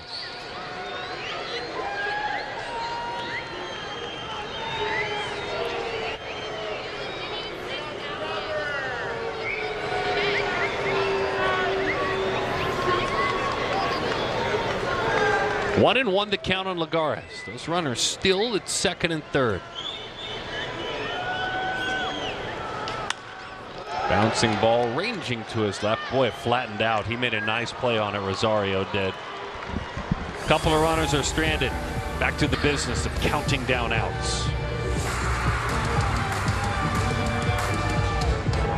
Mr. Schmaltz, at MLB Network, you've done color commentary, game analysis, and demos. How do you juggle so many roles? It just comes naturally, I guess. The analyst of MLB Tonight, answering baseball's toughest questions. Every time he steps up to the plate, goes into his windup, or runs one down. Oh, you won't see a better one than that. He competes not only against the other team, but against the toughest adversary, himself. MLB MLB Tonight, where the best outdo their best on MLB Network.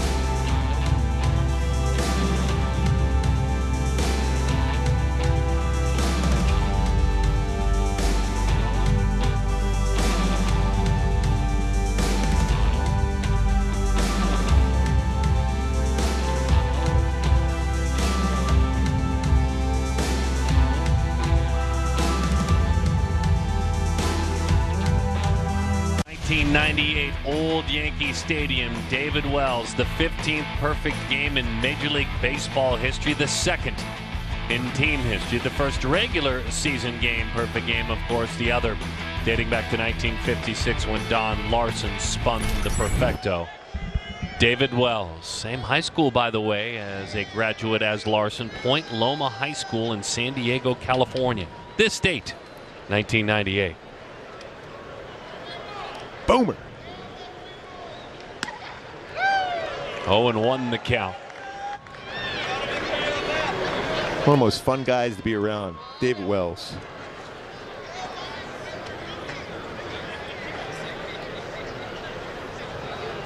Raisel Iglesias is warming.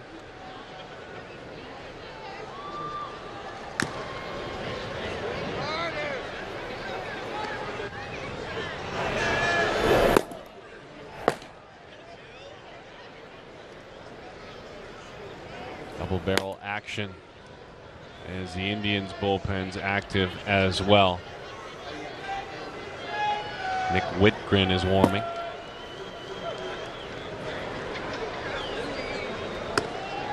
Andrew Heaney is expected to take the mound tomorrow night. I don't know if we've told you and reminded you again who is pitching on Wednesday night. Who? The major league leader in home runs, Shohei Ohtani. That's a strike over the outside corner. Myers went ahead and went after him with a straight four-seam fastball. Not a cutter, but a straight fastball. Yeah, brought it right back there and got the outside corner. Or in that proximity of the outside corner. Nice job overall this entire game by Kurt Suzuki behind the plate. Goobs, I'm gonna correct myself there. That was a cutter. Was it? Yeah, it was a cutter. Yeah, just enough. I always put a cutter, when you think about generalizing what type of pitch, is a cut fastball. So it's in that fastball family, the cut action to it. Yeah, there's no doubt. When you watch it the second time on the replay, he went out and got it, kind of wrapped it around the corner. That was definitely a cut fastball.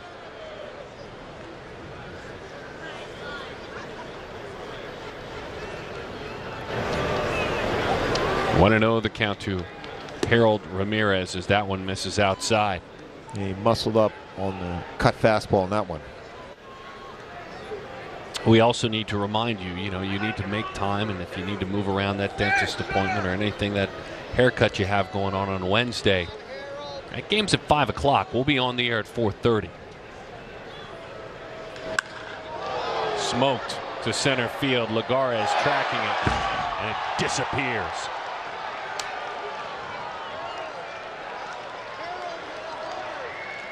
That's a great effort by Lagares. He was tracking that. He wasn't slowing down at all, and hopefully he's okay. I mean, he went straight into the wall. 7-4 is the score. Home run number 2. Slider there to stayed up. That's one of those breaking balls upstairs.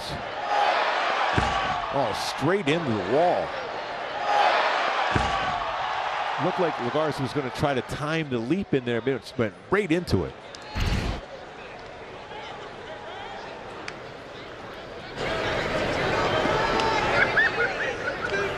He squared that one up and literally lined it out to center.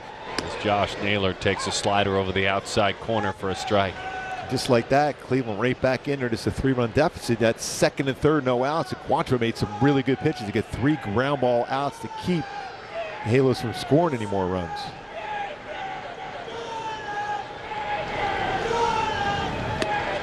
Uncomfortable swing and a fastball in. 0-2 the count. Exit velocity on that line drive to center and over the wall, 107 miles an hour. And just far enough, folks, 401 feet. If he tries that backdoor cutter now.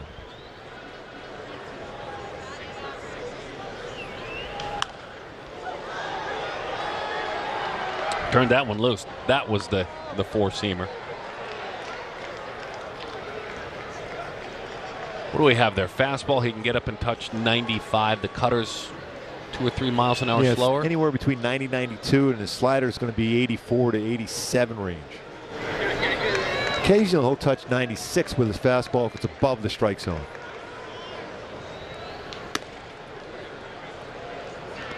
One and two the count.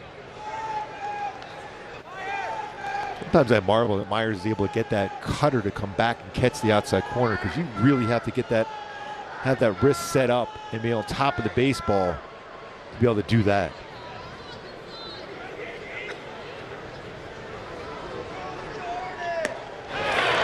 There's a really tough one. That was kind of Mariano Rivera-esque. That's how he used to use his cutter a lot. Yeah, if you make contact, you're pulling a foul, it's going to shatter your back.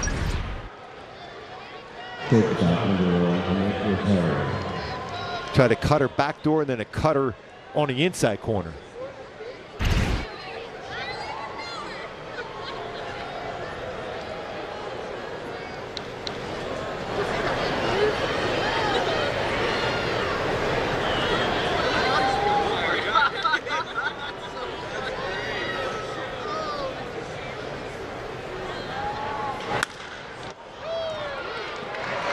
There it is again, that effective cut fastball turned into an out. Learned the pitch off an Instagram post, watching Mariano Rivera work.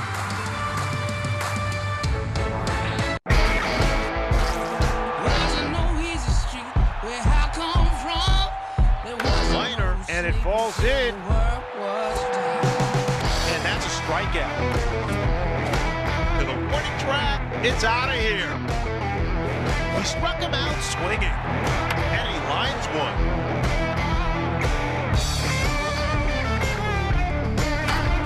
It's gone. Jim, now that you're an analyst at MLB Network, do you find that your days are easier? Hey, Jim, here's a research packet for tonight's show. I'll see you on the set in 5. Maybe a little easier. The Analyst of MLB Tonight on MLB Network.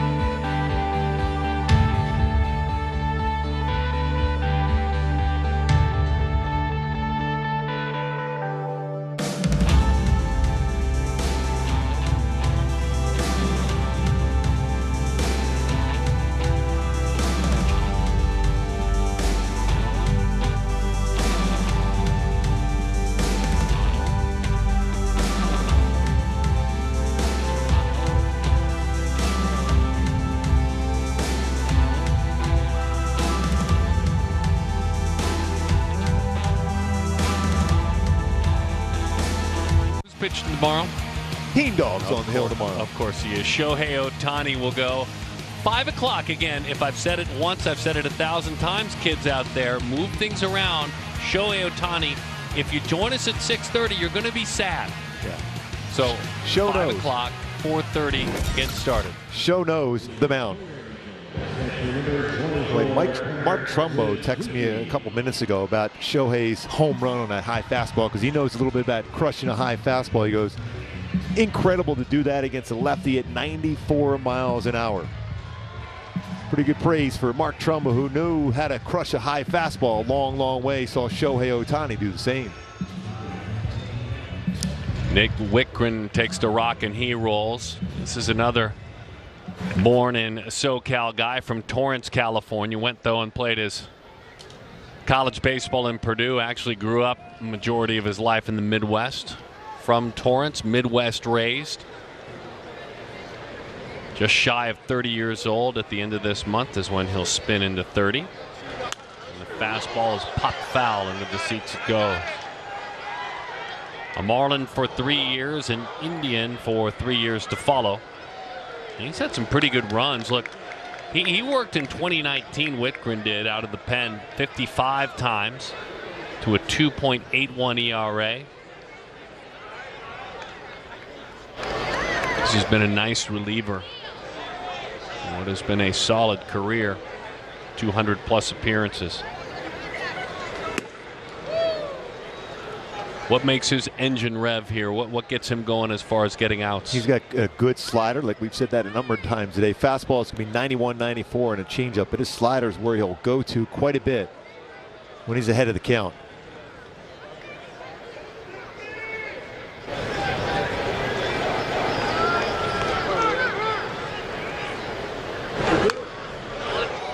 Almost paid the price of challenging with a fastball. Fouled the straight back. One home run this year for Suzuki.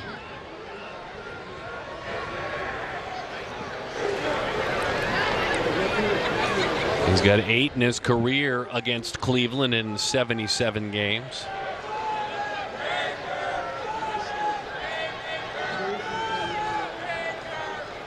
Little pause there as he brings that one home. A changeup. They say he went around. Yeah, he lifted that flamingo leg and did a bit of a pause on the mound. A little Johnny Cueto. Speaking of that, San Francisco playing really good baseball. Changeup. Throwing off the timing. Here's Taylor Ward. Shohei Ohtani waits on deck. And Ward takes a fastball for a strike. 0-1 the count.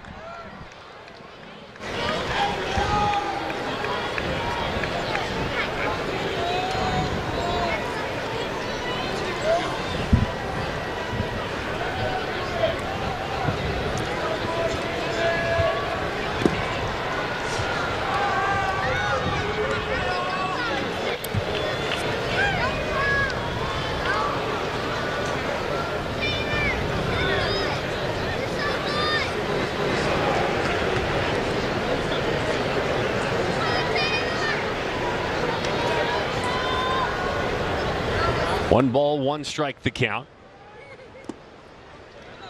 Drops that changeup low, 2-1 the count. It's a pretty good move and changeup.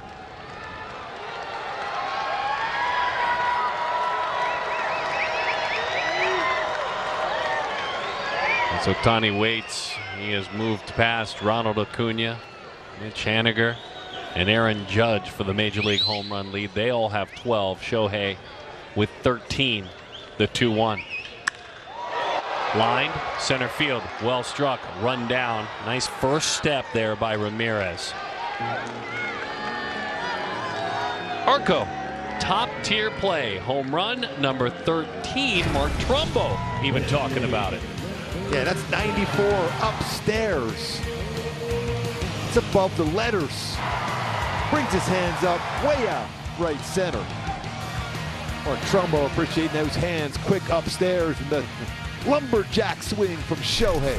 Show knows how to hit a baseball. 3 in his last 4 games.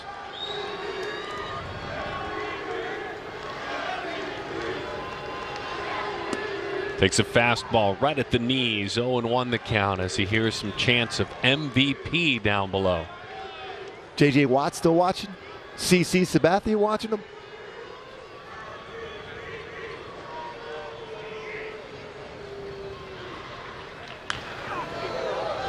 Did that pause again, threw him a changeup again. 0-2 the count. Also walked a couple of times. The home run was a 3-run home run. And he's got 6 home runs now in 12 games against Cleveland in his career. They know his name.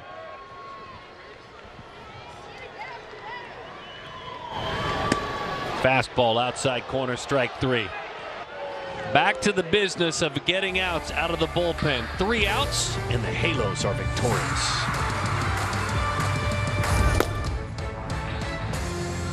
How the Angels got here with all the moves they made. They have a Meet Justin Upton. He's watching MLB Network. Again, the lineup got deeper. Because that's what baseball fans do. They're deep. They're deep.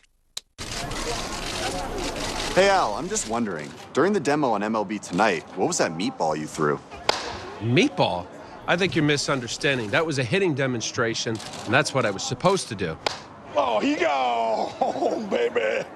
Right. I think that ball's still traveling. Any farther, and you need a flight plan for it. Next question. The analyst of MLB Tonight, answering baseball's toughest questions. Only on MLB Network.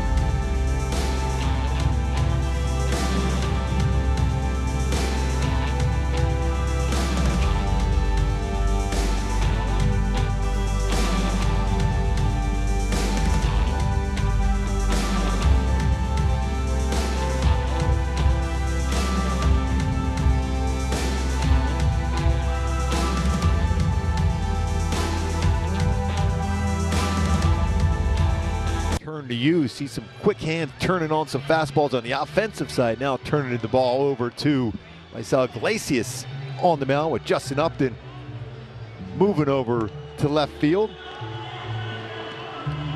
Rojas moves to right. Ward is in center field. I wonder if Lagares got hurt when he ran straight into the wall. That's what it finds you thinking, certainly. Marcell Iglesias. Well, there's not a lot of experience in center field and right field in your outfield now.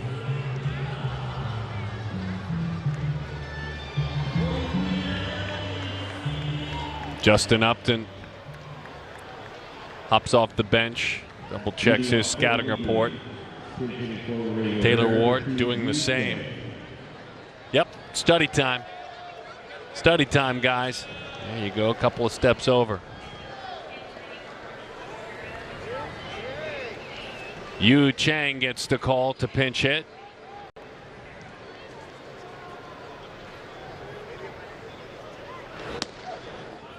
And Iglesias dots just off the plate. Taylor Ward, first time in the major leagues in center field. Taiwanese right-handed hitter takes out and off the plate. His 3rd year as a member of this organization in the major leagues.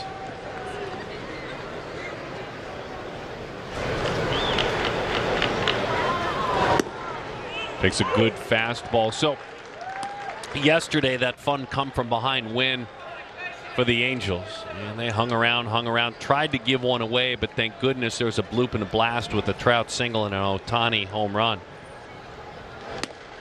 2-2 the count. I think what gets lost maybe in that day is the scoreless frame very late with his team down by a run by this man. And his excitement when he saw that home run by Ohtani too. You know he was into that game yesterday.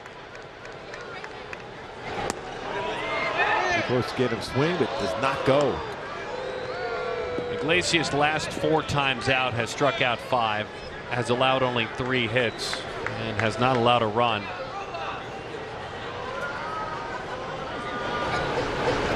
It's hitting 200 against him last couple of outings. You betcha, that's strike 3. 2 outs to get now. Yeah, your goal was to make sure Jose Ramirez is up tomorrow in the first inning. Not in this inning. Nasty spot. Paints the corner.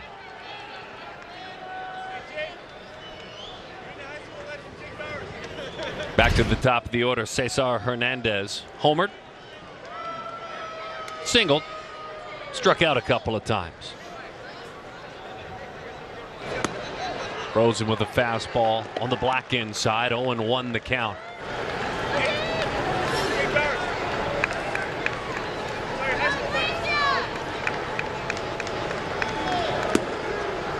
Well, that's a firm changeup as it dives low. 1 ball and 1 strike the count on the switch hitter Hernandez.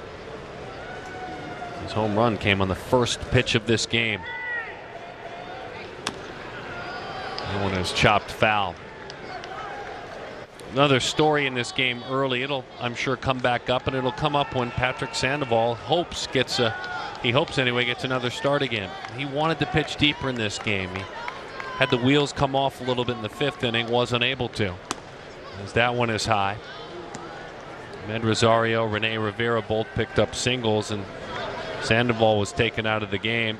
That man thought his team had a chance maybe to make a run in that inning, but the bullpen stepped up. Like the bullpen stepping up. 1 out to get. This time it's in the 9th inning. This time it's Iglesias. Boy, running 97-mile-an-hour fastball from Iglesias.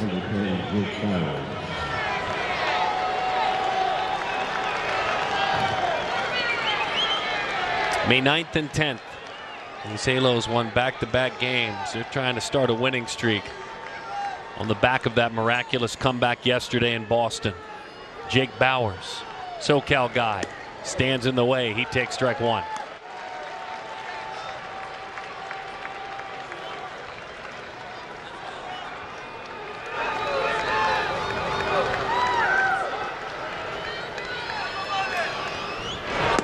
Good slider. A couple good sliders in this inning for Raisel Iglesias.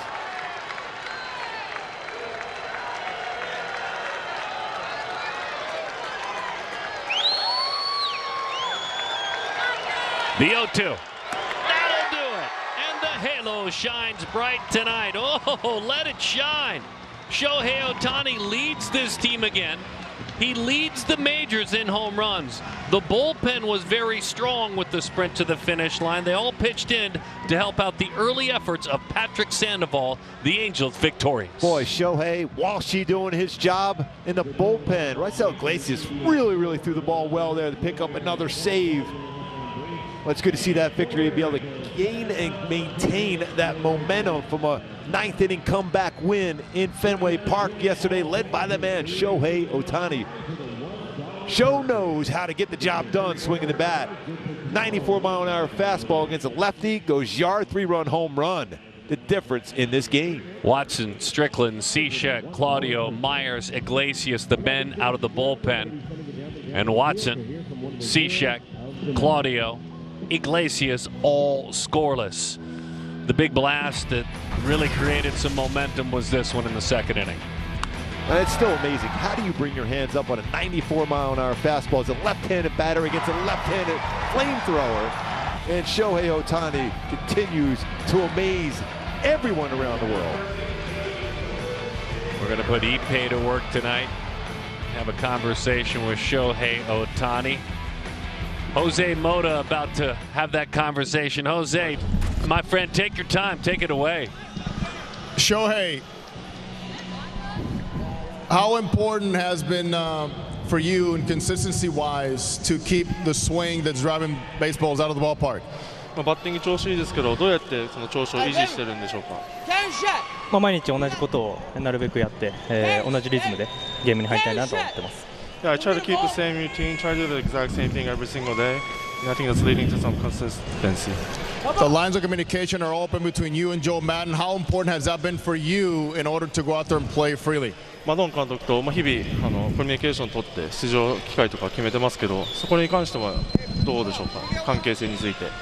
もう期待して使ってもらってるので、一試合一試合期待に応えれるように頑張りたいなと思ってます。Yeah, the communication has been great, and I think he has high expectations for me, and I'm just trying to answer those expectations.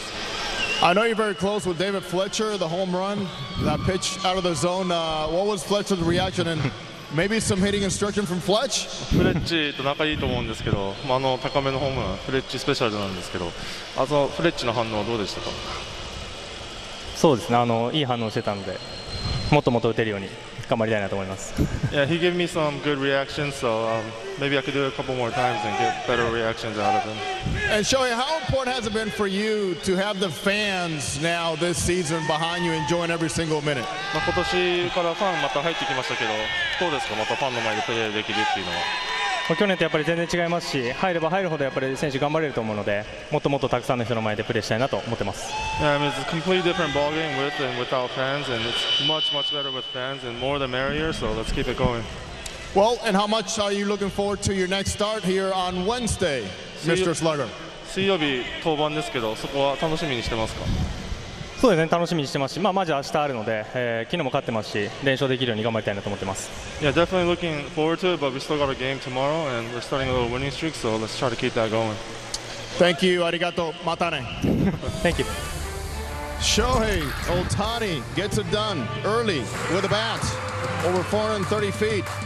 Fletch showing something. When we come back, we're going to break it all down with Frenchie, who's back, Gooby, Darren, all of us pitching in with the Angels, and this big win against a very good Indians team. Angels Live, postgame next.